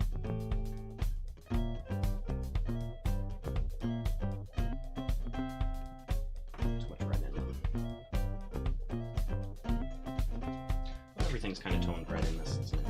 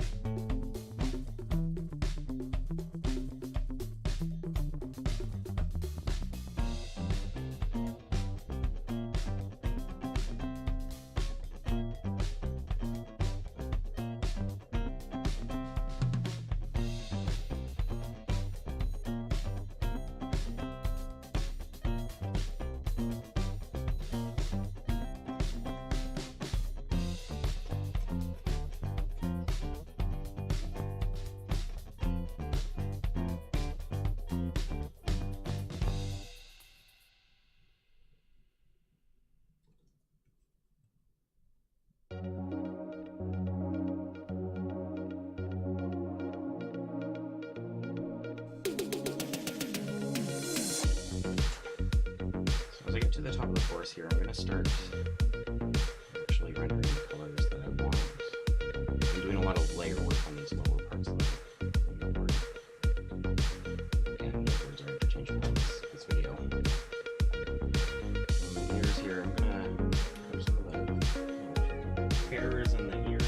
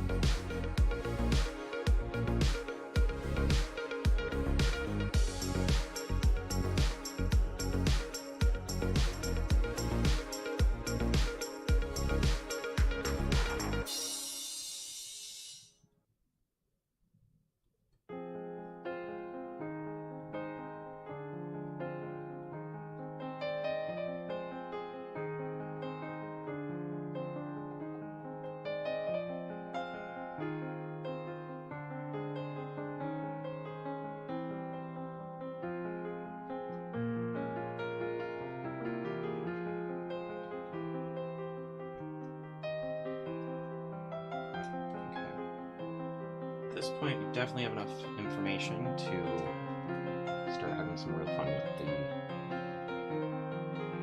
for this. Unicorn hair. What am I saying? Both unicorn and horse, and then hair and fur are both interchangeable in this video.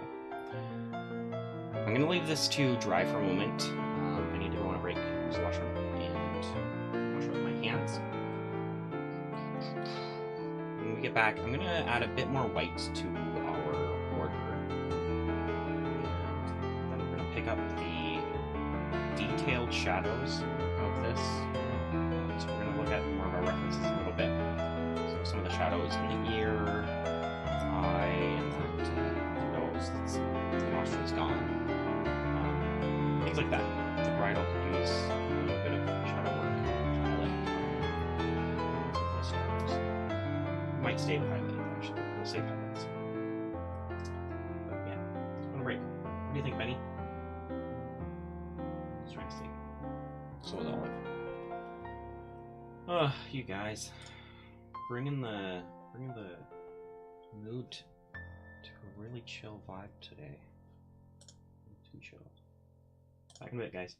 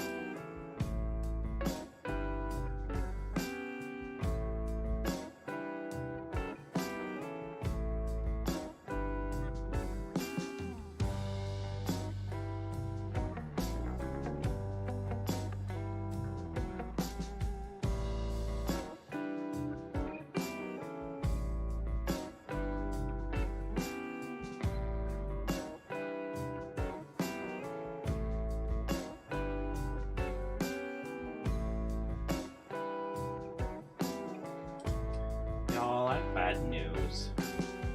Snowing in Toronto. We already had second winter. It's not right. I want spring. I just want spring. I miss being able to not wear a coat. Okay. Get through this winter.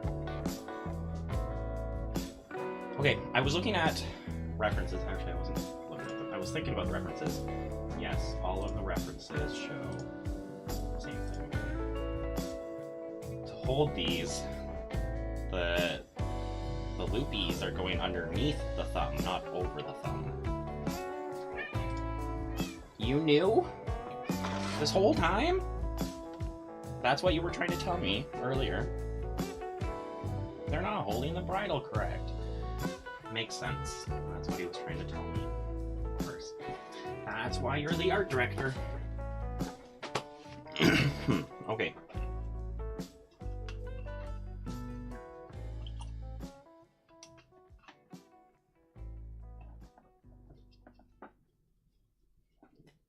I think it's an easy enough fix. We just bring the thumb up. And I wanted to work on these hands a bit anyways. We need to bring more brown into them.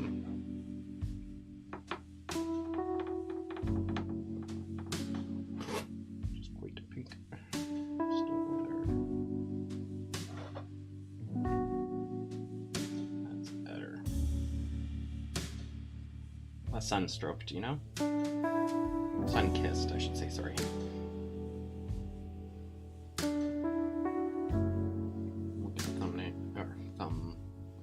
Thumbnail in there.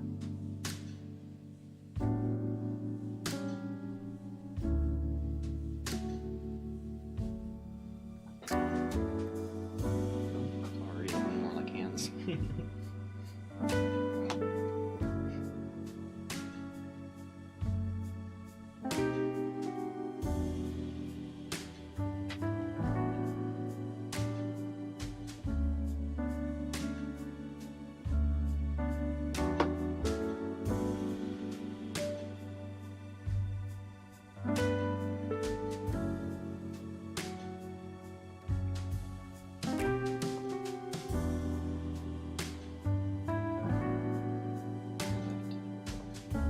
Nails, they should be a little pink.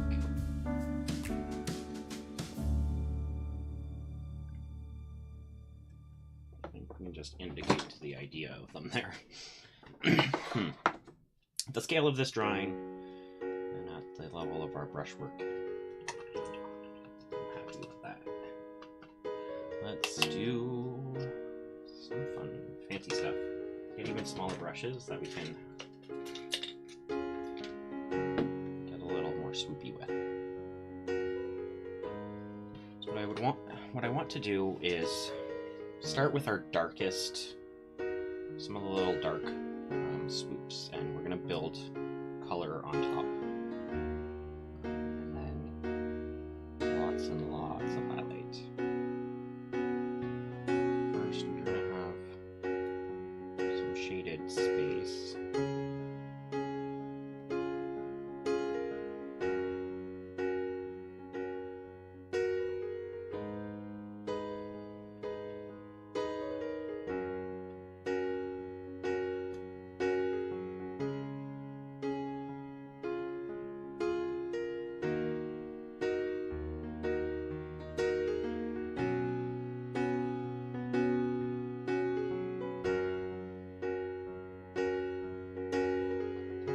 This was also when I said I was going to add a bit of shading to the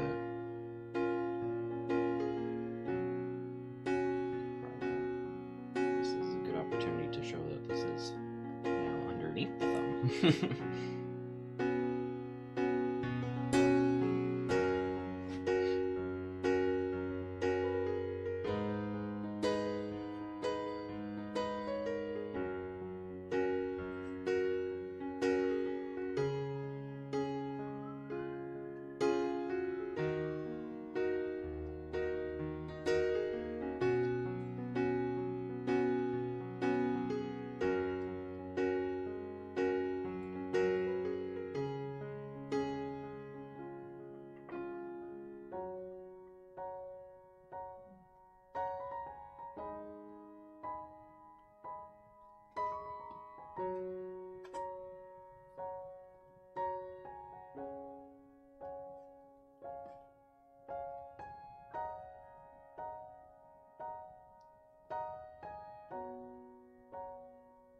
Just using the eye to add the darkest little shadows. I'm not dipping into the black, but maybe we will in a moment. To add some really dark spots.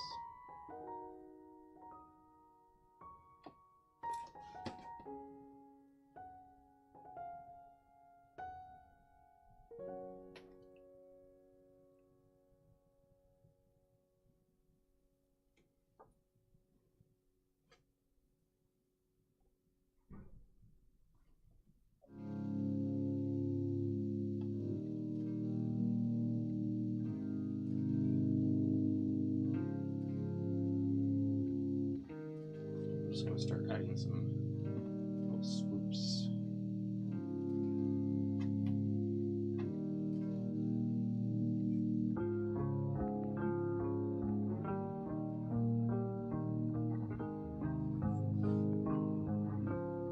If you come this way, move the canvas a little bit.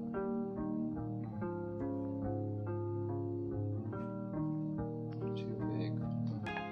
We don't need them too small either. Can be a little stylistic here.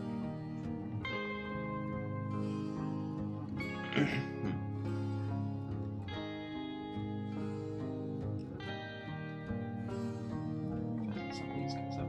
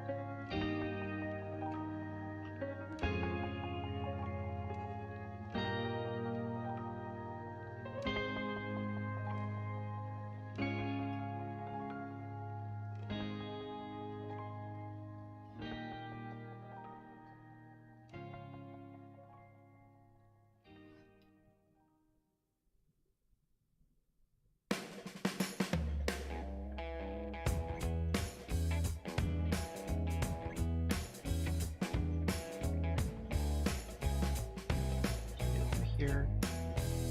Maybe it's gonna start to thin up a little bit. These fun little wispies that we're gonna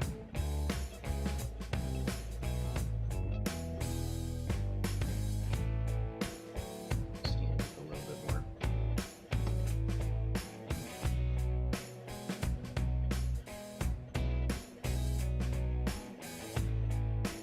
Just gonna help conceal what that attachment is. The horn on the top of the unicorn's head. I don't like to think about it. I mean, I do like to think about it, but immediately my mind goes into like weird Geiger-esque moments.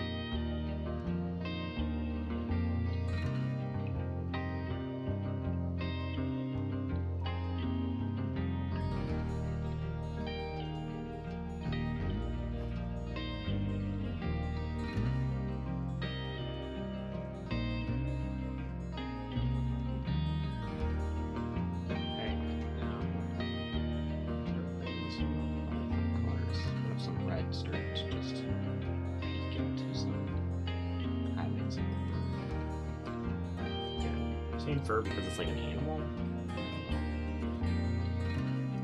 I understand there is a difference between them. I mean, fur.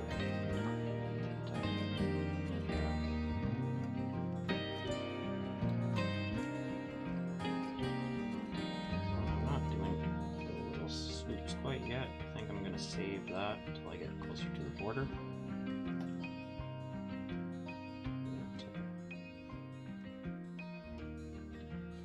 Little tiny little sweeps.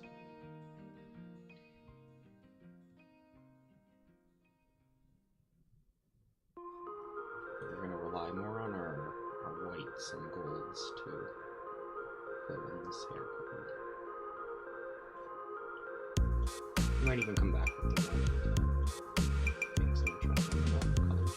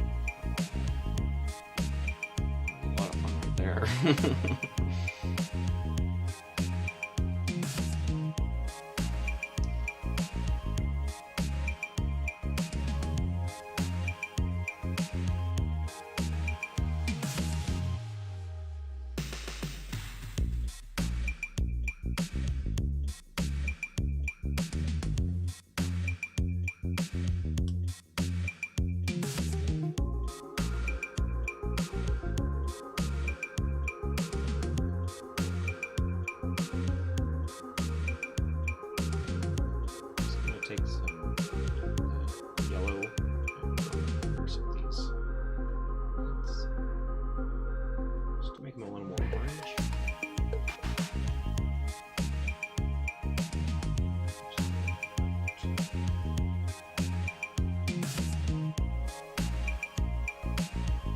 Maybe like fiery hairs.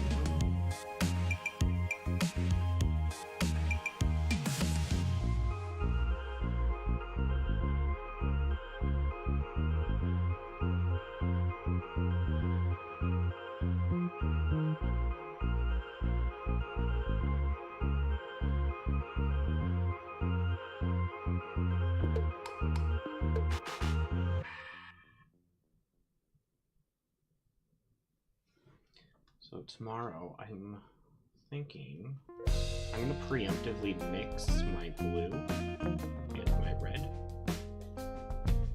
to turn the color away from this. My last, this and this yesterday's painting are very similar tones because I'm not doing a lot of mixing with my colors. With the walk through the countryside hike, that's what we call it, right? We had to do a ton of mixing because primarily it was green.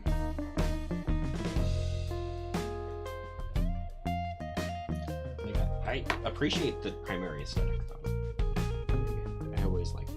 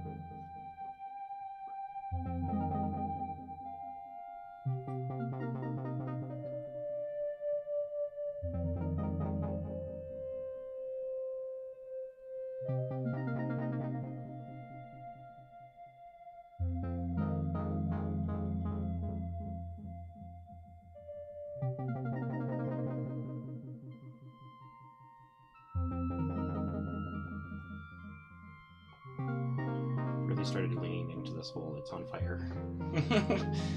I really like that.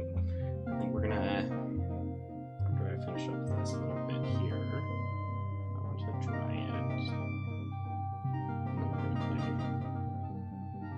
just a bit more texture to it with some more goldeny fur.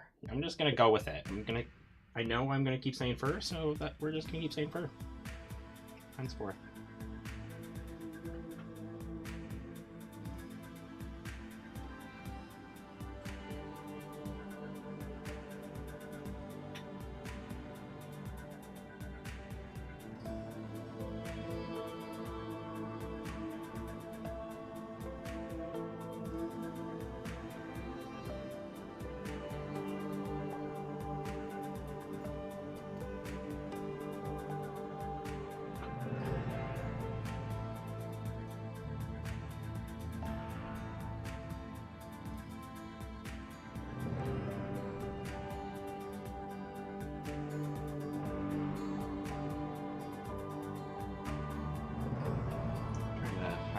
Those hands is catching some light. Those spots. Fingernails also.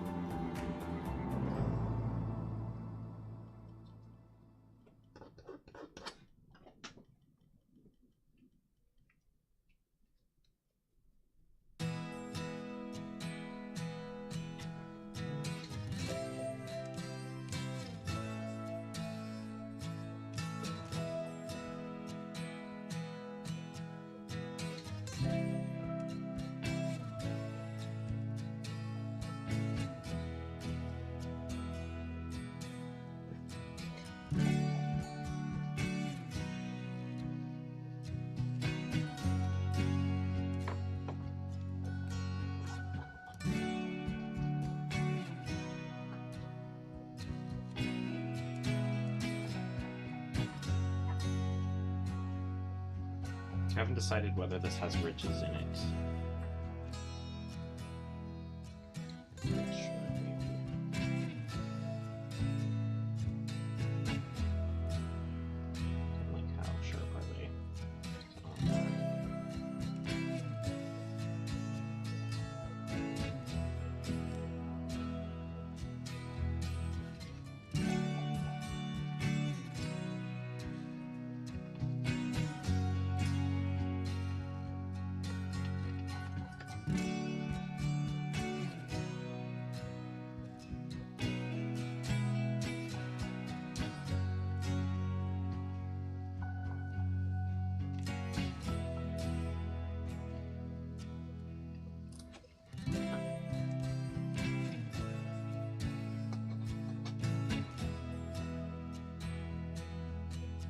what I want to do.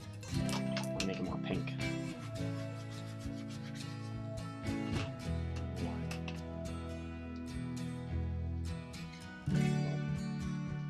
It's not to make it more girly, I swear. I feel like I just need to change up the color palette a little bit. Add some pinks into it. This is not pink, I'm aware. Add some more color to the snails as well.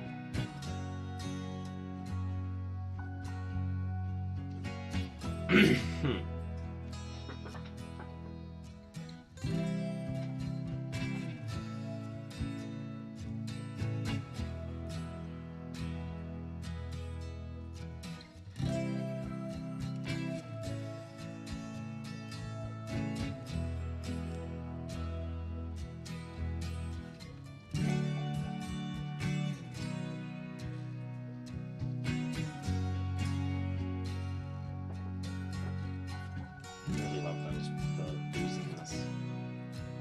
It's really sharp. Let's mix a bunch of sort of goldeny fur color.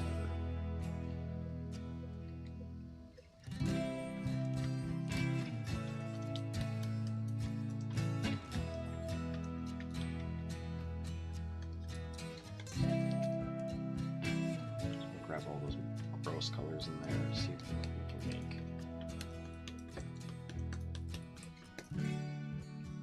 Some of that brown. Go. I'm going to use exactly that. Kind of unmixed a little bit still. Put most of it into that if I can. I'm not using this brush though. It would be crazy.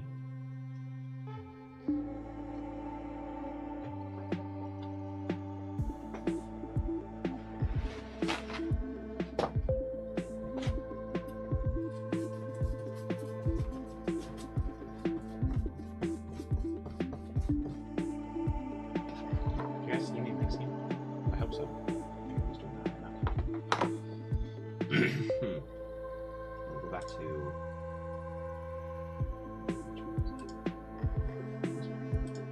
We'll pull out a little bit from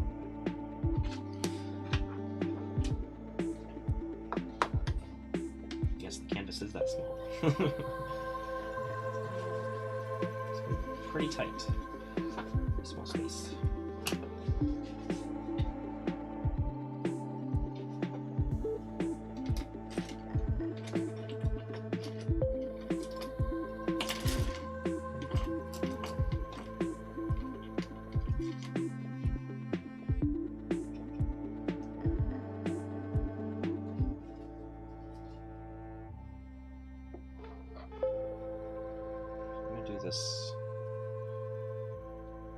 These furs here, and then I think I'm going to return with some pink.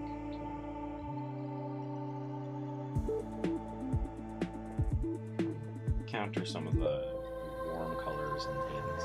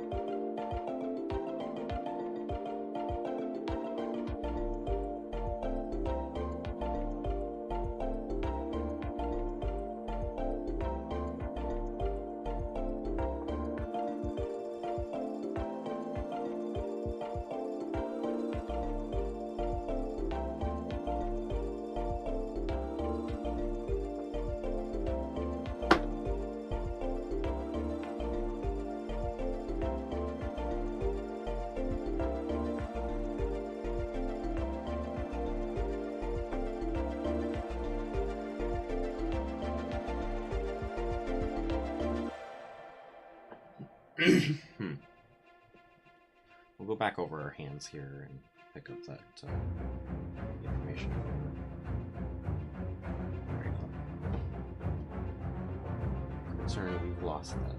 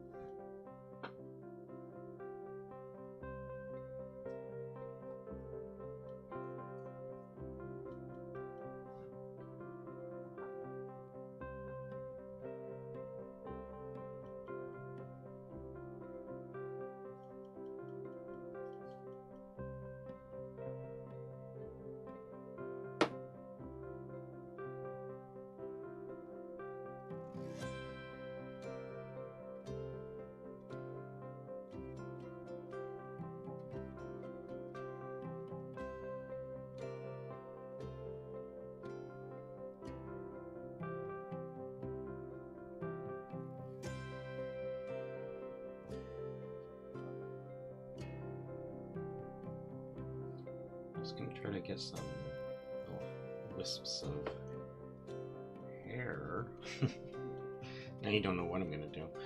Up in the ears here and around the horn.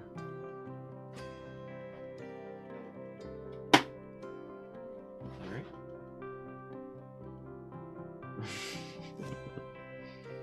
He looked at me like, don't talk to me.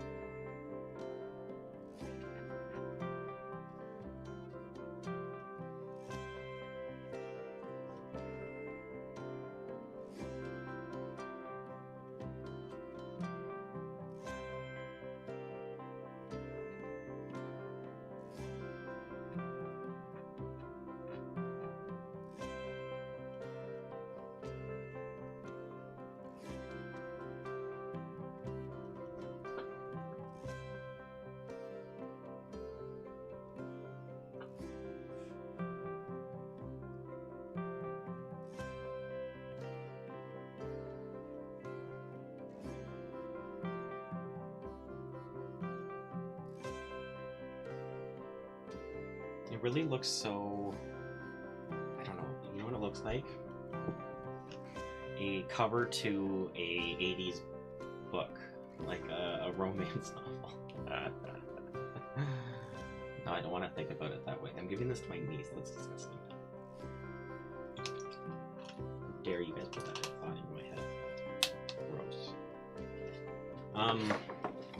No, it does, it's so painterly. It looks like those, it could be like a fantasy novel. A fun fantasy novel. My mind went to quickly to the romance novels because that's all that were those 80s books, the Fabio and the always lying around in my house. Parents of a different age, I guess. I don't know. I don't know. Look at everyone was so fascinated with, what was it, 50 Shades of Grey at that time. So, horny books, eh? Well, and they're horny books. How did we get here? Oh, the painterly style. It's a cover to a fantasy novel, you know?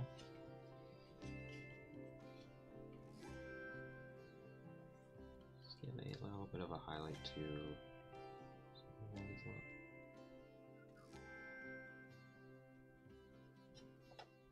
not too much, but that's okay, I guess.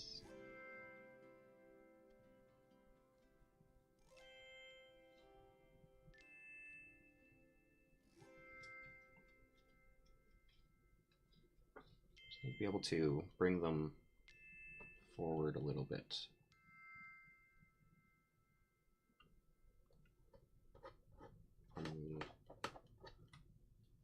Horse.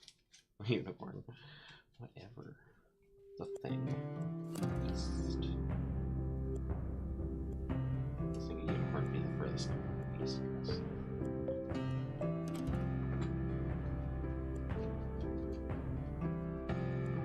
There's 3 people watching now. No, 1 down to 1. Hi guys. Hope everyone's doing well. Is it Wednesday? We're on Wednesday? It's a weird Wednesday. We have snow in Toronto.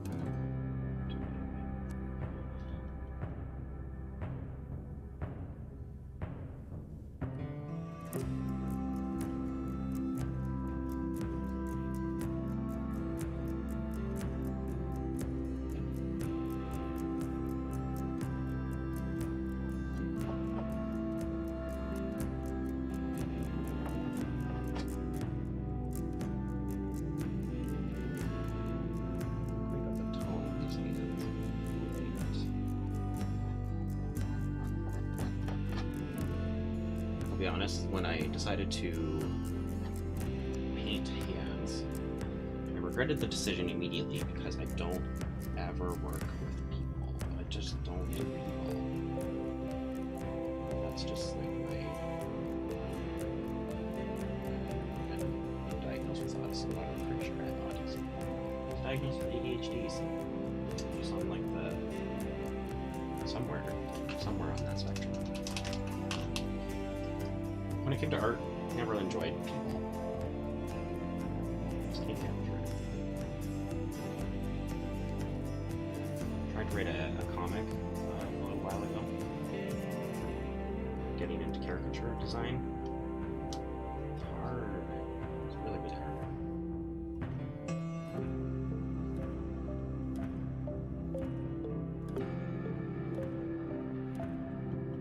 I think that's what I need to do. I need to shrink up these hands a little bit. Now maybe I think they're a little too big.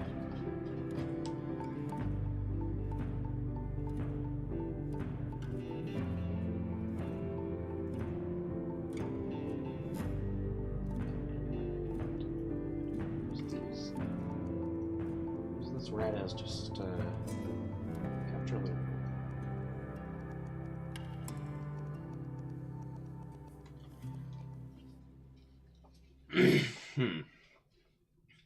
Excuse me.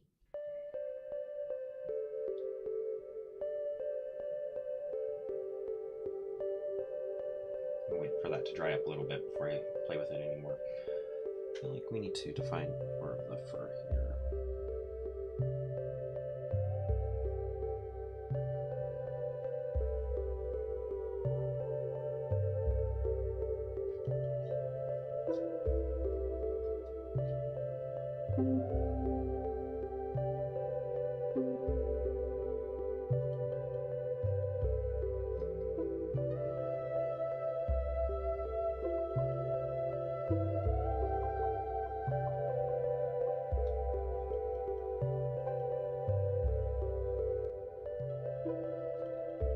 Start putting the detail back into that bridle.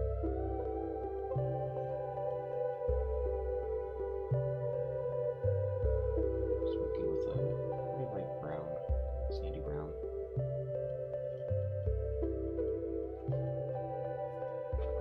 You can see that there.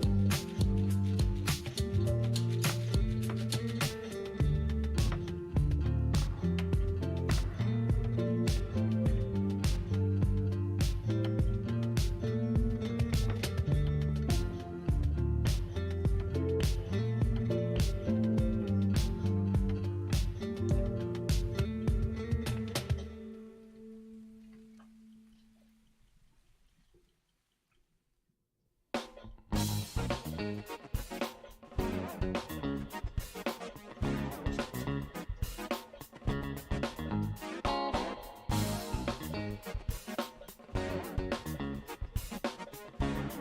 are you feeling about it?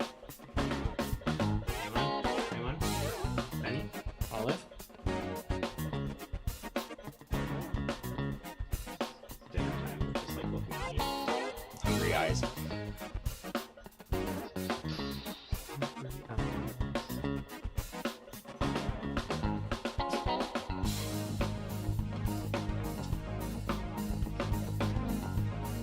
More highlights.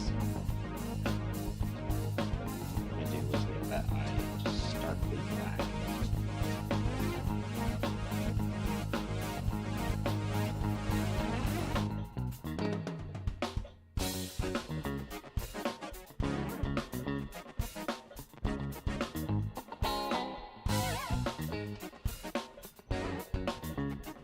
Do. Just put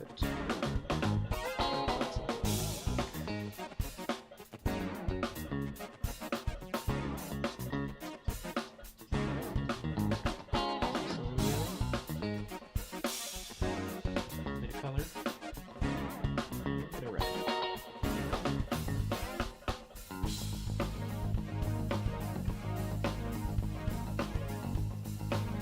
It has lots of blue in there on the back of it. Put that red in there. Yes.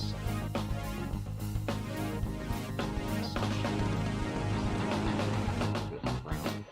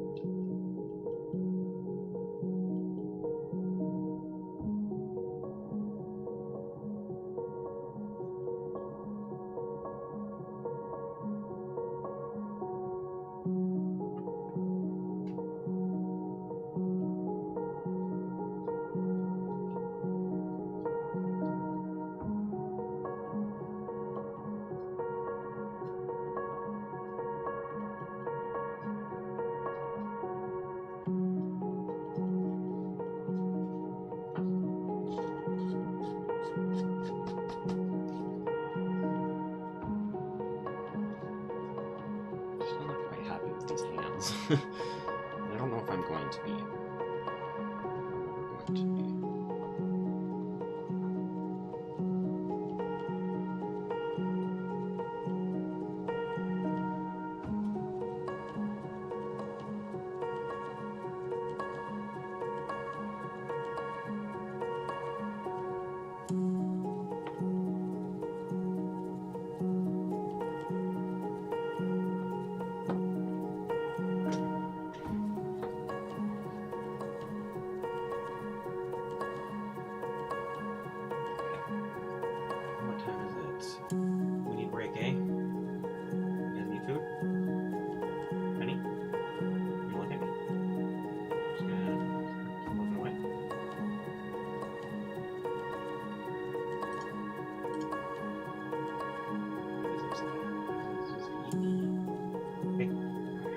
Back in a bit, guys.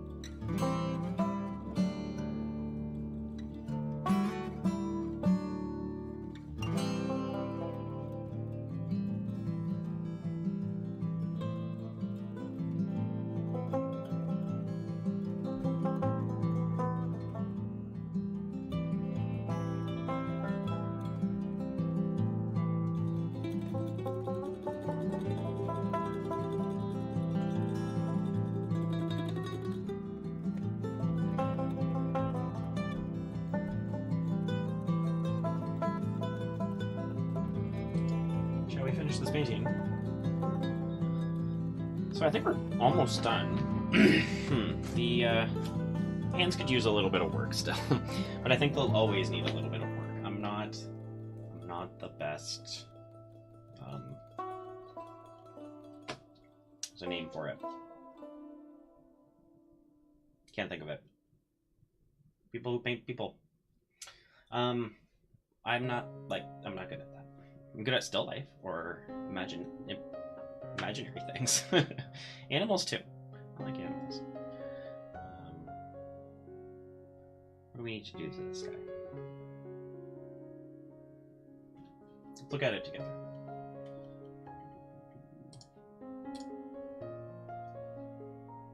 Let's zoom in. Enhance. All right.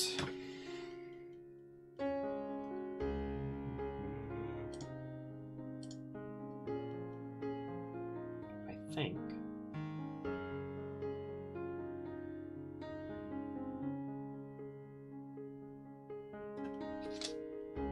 I want to take like some fine detail on the hairs.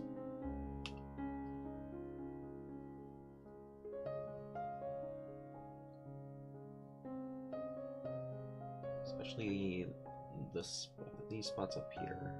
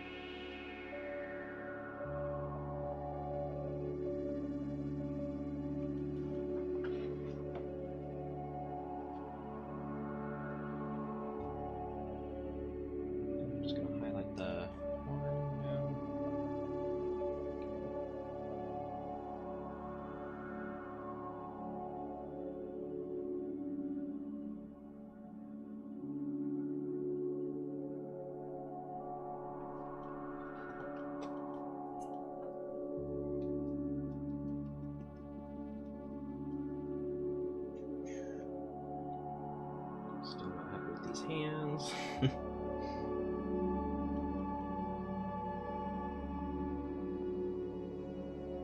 More I look at them, the more frustrated I get. How do I fix that? How do I fix them?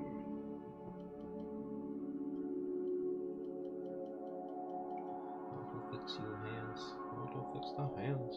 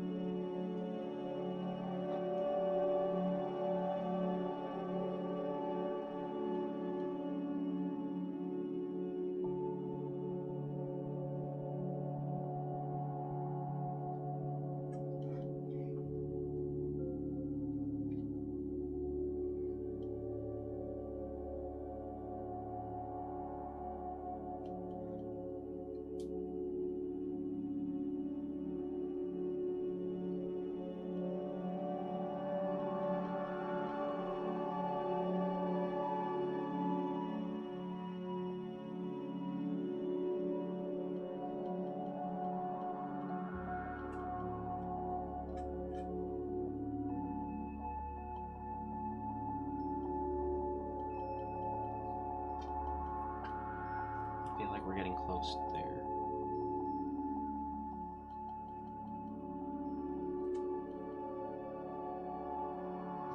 I don't know, man.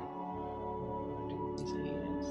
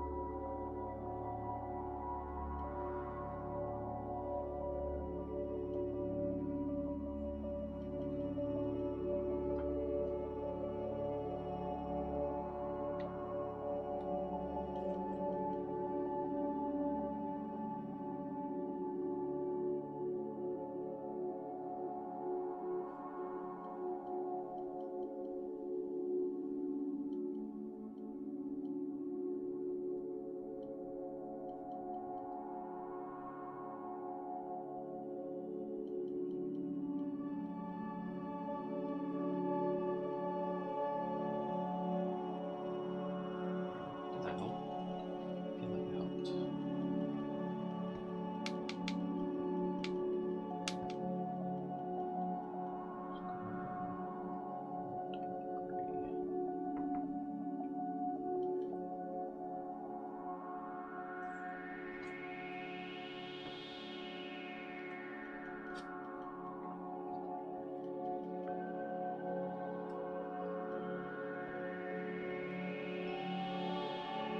Cheating to basically just outline them.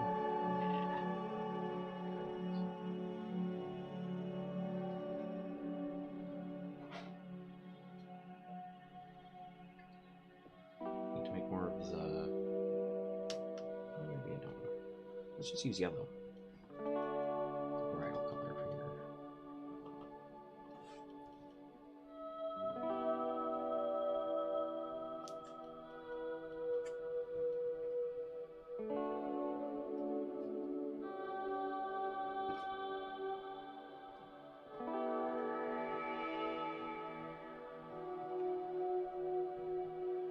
Actually, I don't know if you would see the bridal there.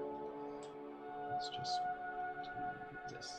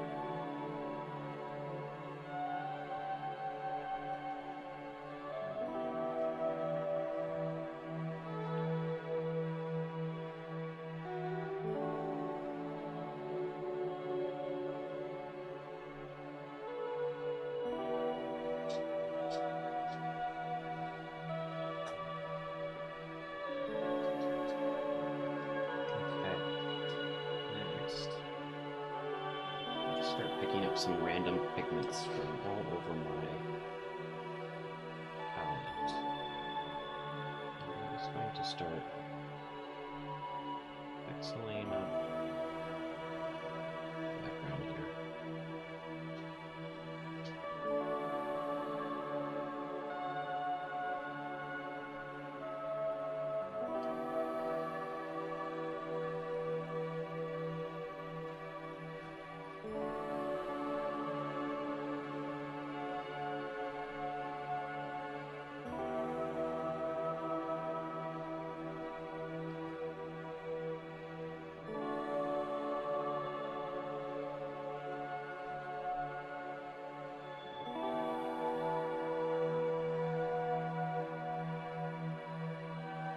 Sticking with yellow for a moment. Still mixing some more colors.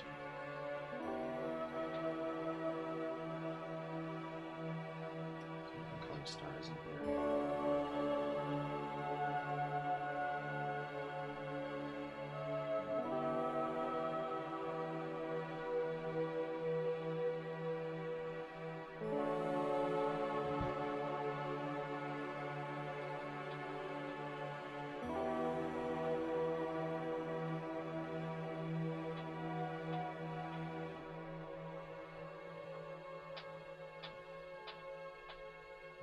Grab some red, make some orange over here.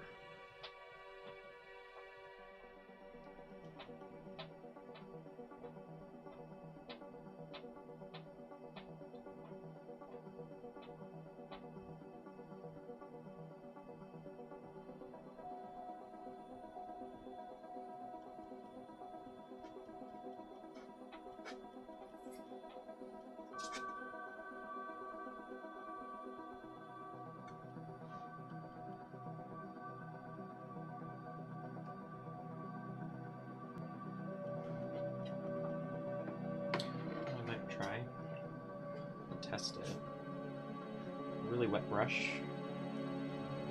Change. Mom. Nice to see you.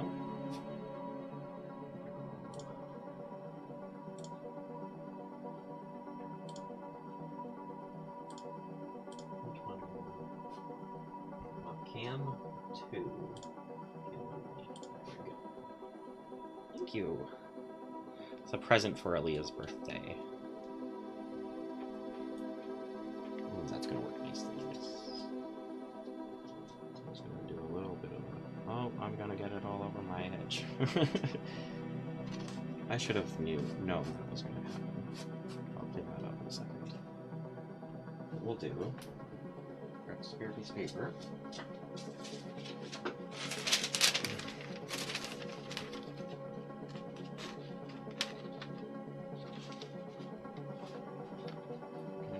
Brush.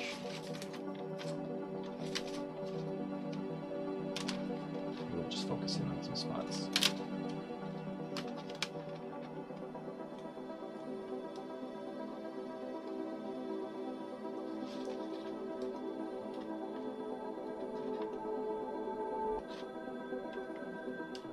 Yeah, we'll just have to clean up the border again. Please make a suggestion.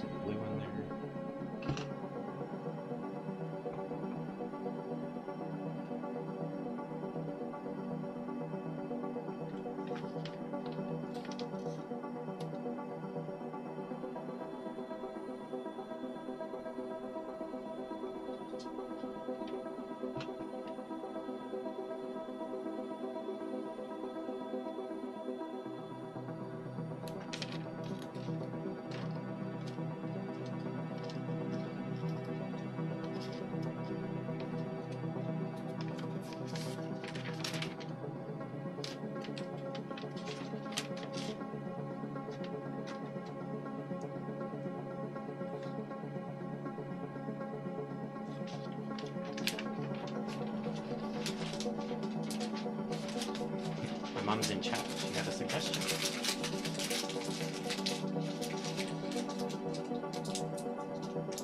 just the tip of his other ear in front of the horn. This one here. The other ear is all the way over here. I could probably get more of it into the shot image.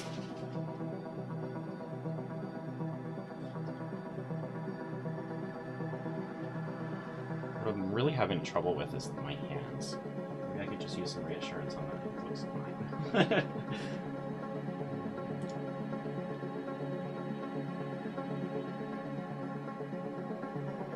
Its other ear. Yeah, you know what? What if it's the head was rotated a little more?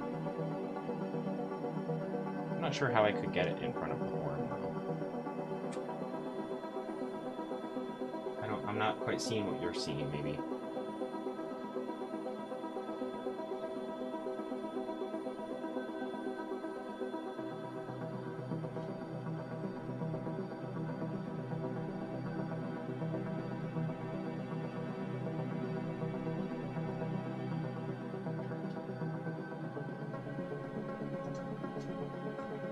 Use some shading or depth underneath the ear.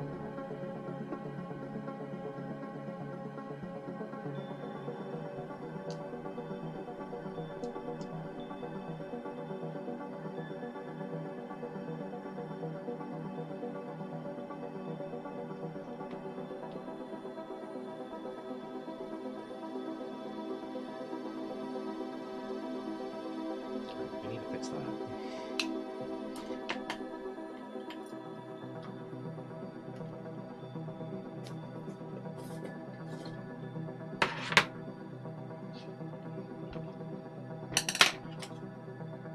Yeah, I think it was it didn't look like the ear was situated where it was.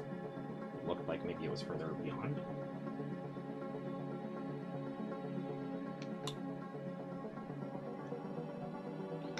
I think I'm just about done. Do you have any critiques? Which, I have someone in my audience here. Open to any suggestions.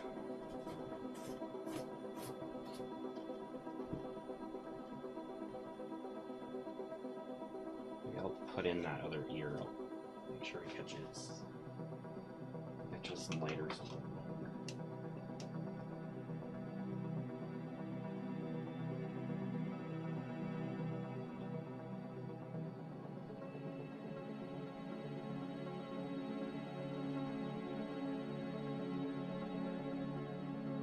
It's the opposite. It doesn't need to catch light. It needs to be darkened up a bit.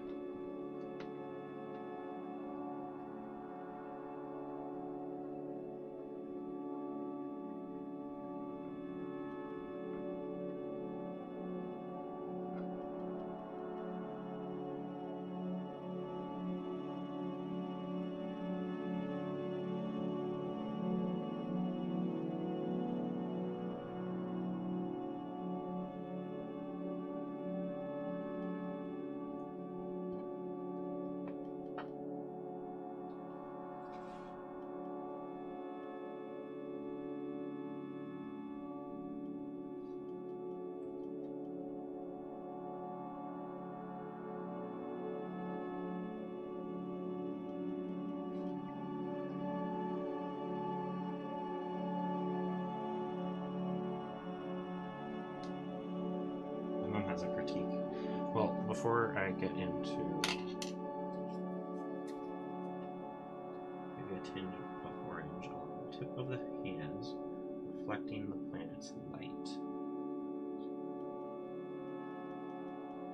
Yep. I think you're right. I think that's what we're missing.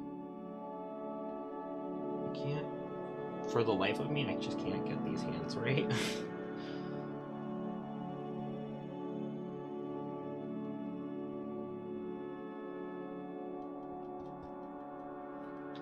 Definitely be using this more.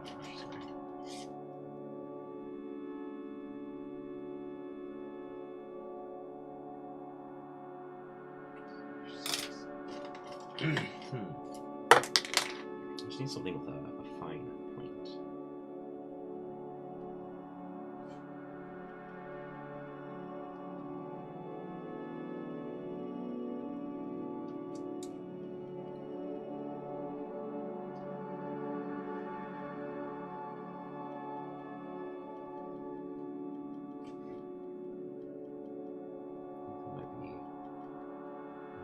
direction.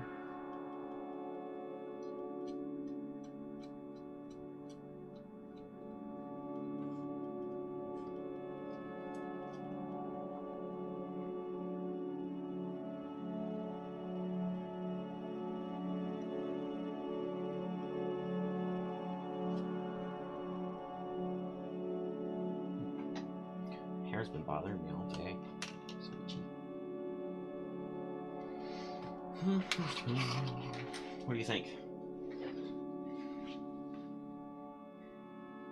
So I still need to clean up this with a bit more white, and then I want to add a nice dark blue border around where the hair isn't actually touching. Thoughts?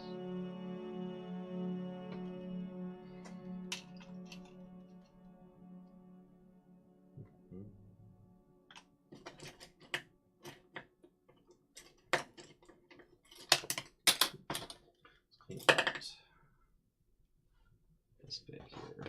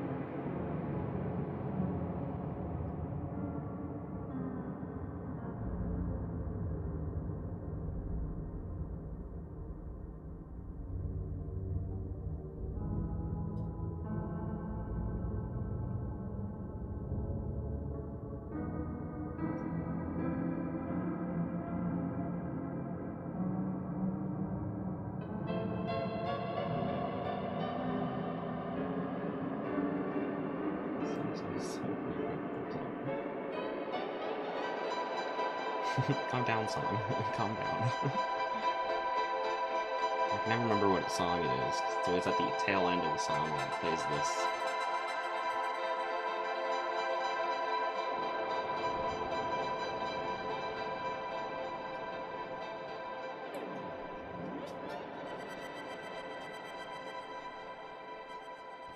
I'm not convinced enough to just delete it from the playlist.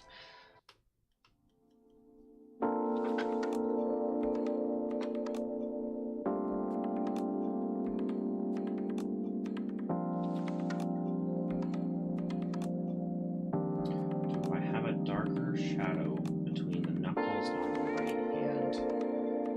No, but I could.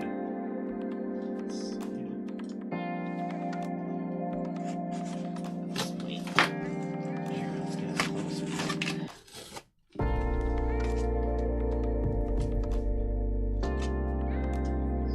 Just the light, so here's what looks right.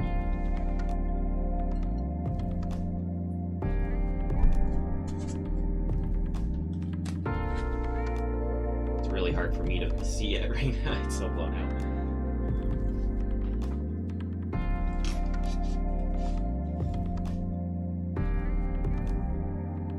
I can't tell if I want to do anything else to it.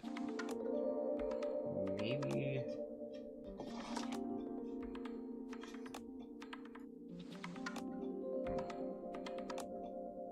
I don't know. This is quite drastic. This. Someone's favorite spot. Just cleaned it up.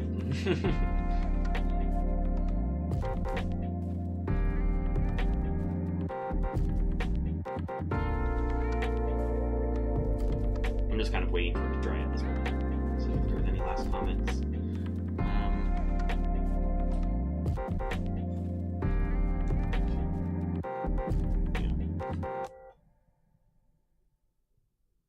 Nice border around this. Or at least try.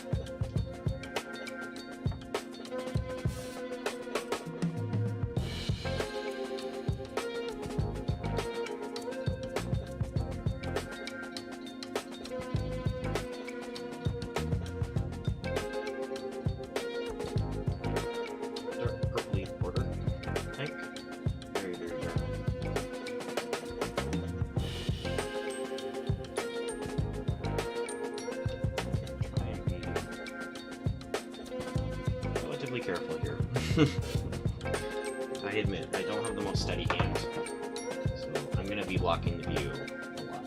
So I can get my signals to from this.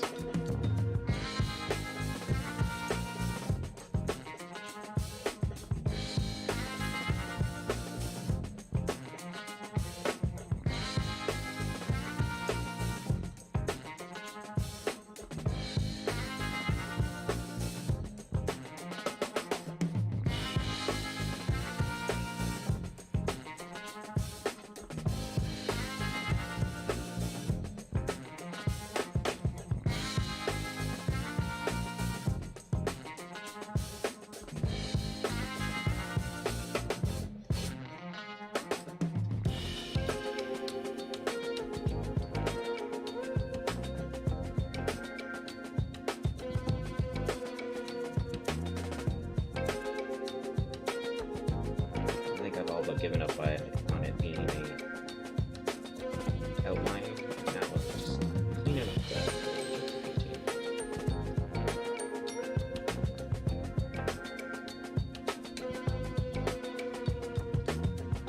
We're just cleaning up the edge of the painting.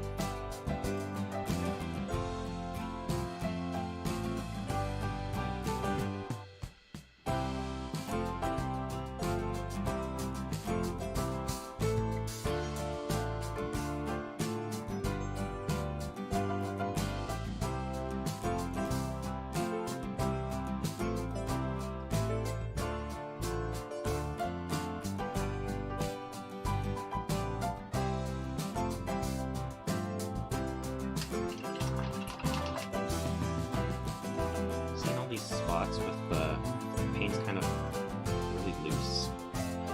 We're gonna go over with some thick, just white paint. So nice.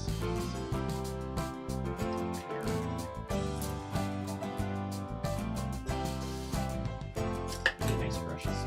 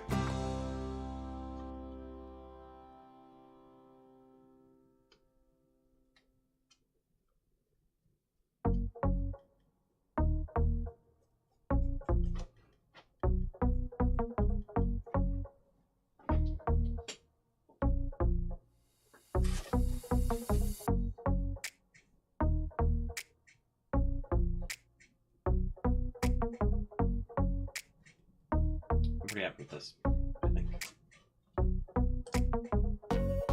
What do you guys think? I think that's another painting done. Quite happy with it.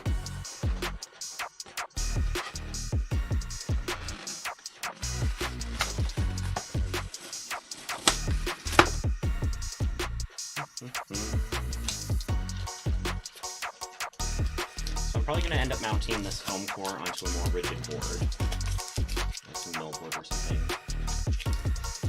But for a very cheap canvas, did its job.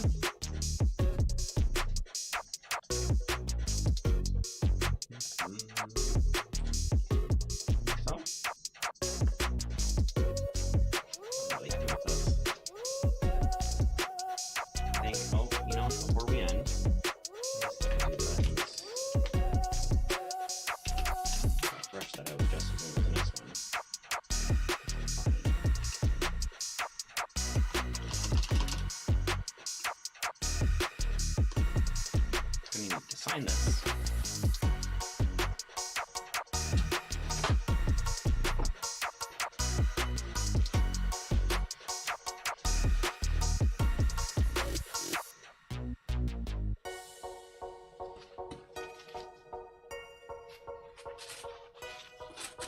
Okay.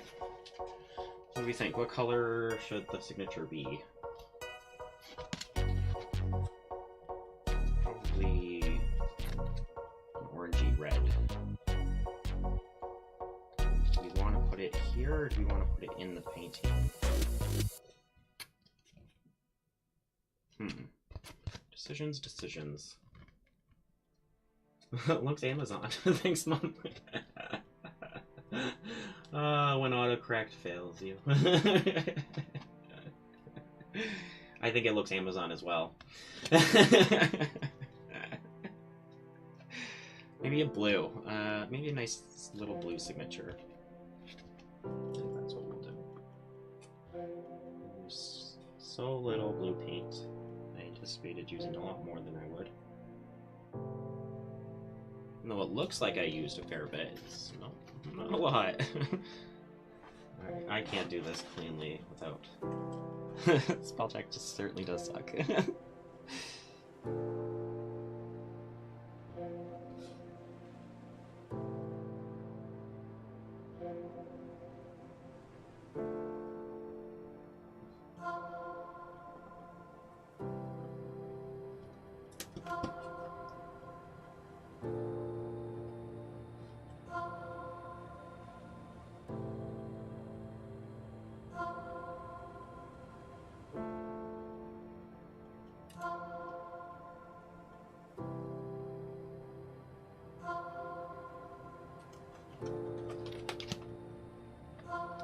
We're done. Tomorrow we have another fantasy painting in store for us, akin to this one, but much more spooky. We're going to be taking architecture to 2 legs and painting a Baba Yaga in the swamp. So that one's going to be a lot of fun. I've been thinking about this creature for a good while I don't know why. Where did a Baba Yaga come up in my ethos? Somewhere. I ended up drawing a little sketch in it of one in my sketchbook. I've been wanting to do a painting of one. Just don't know why. A witch's hut with the little walking legs that you have to summon with a fun little poem. How fun. So that's what we're going to do tomorrow. Not sure what we're going to paint on yet. Probably some watercolor paper again. No, it's going to be a canvas. We're going to use one of these ones. I've got some spare canvases lying around. So we're going to paint on a pretty basic canvas. Shadow it with dark orange. My mom wants me to do more work on it. She thinks I'm not done. But shadow what? I'll give this the opportunity to go back. More dark orange on Dark orange is brown. On the girl's hands? I don't know, she's asking me to do. They aim to please an audience, so I'm here.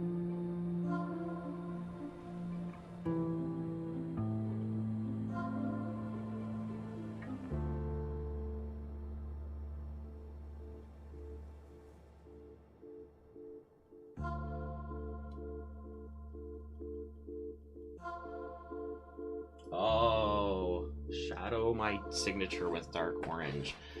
Fascinating idea. I don't know if I like that, but here, I'll just dab it a little bit of orange underneath some of it.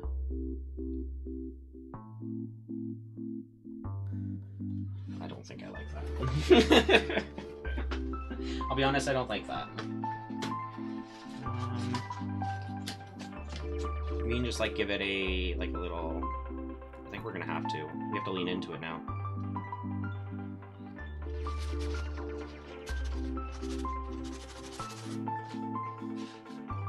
But that's just what's happened.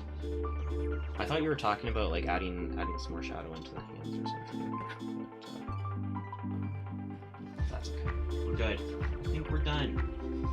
We gotta call it. I'm hungry.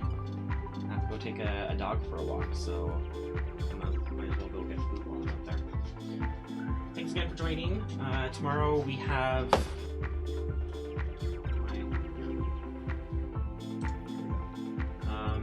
tomorrow Baba Yaga Swamp Witch's Hut poster. That's gonna be a lot of fun. Having all of these paintings. You guys having fun? I'm having fun. I guess that's all. I'll see you guys tomorrow.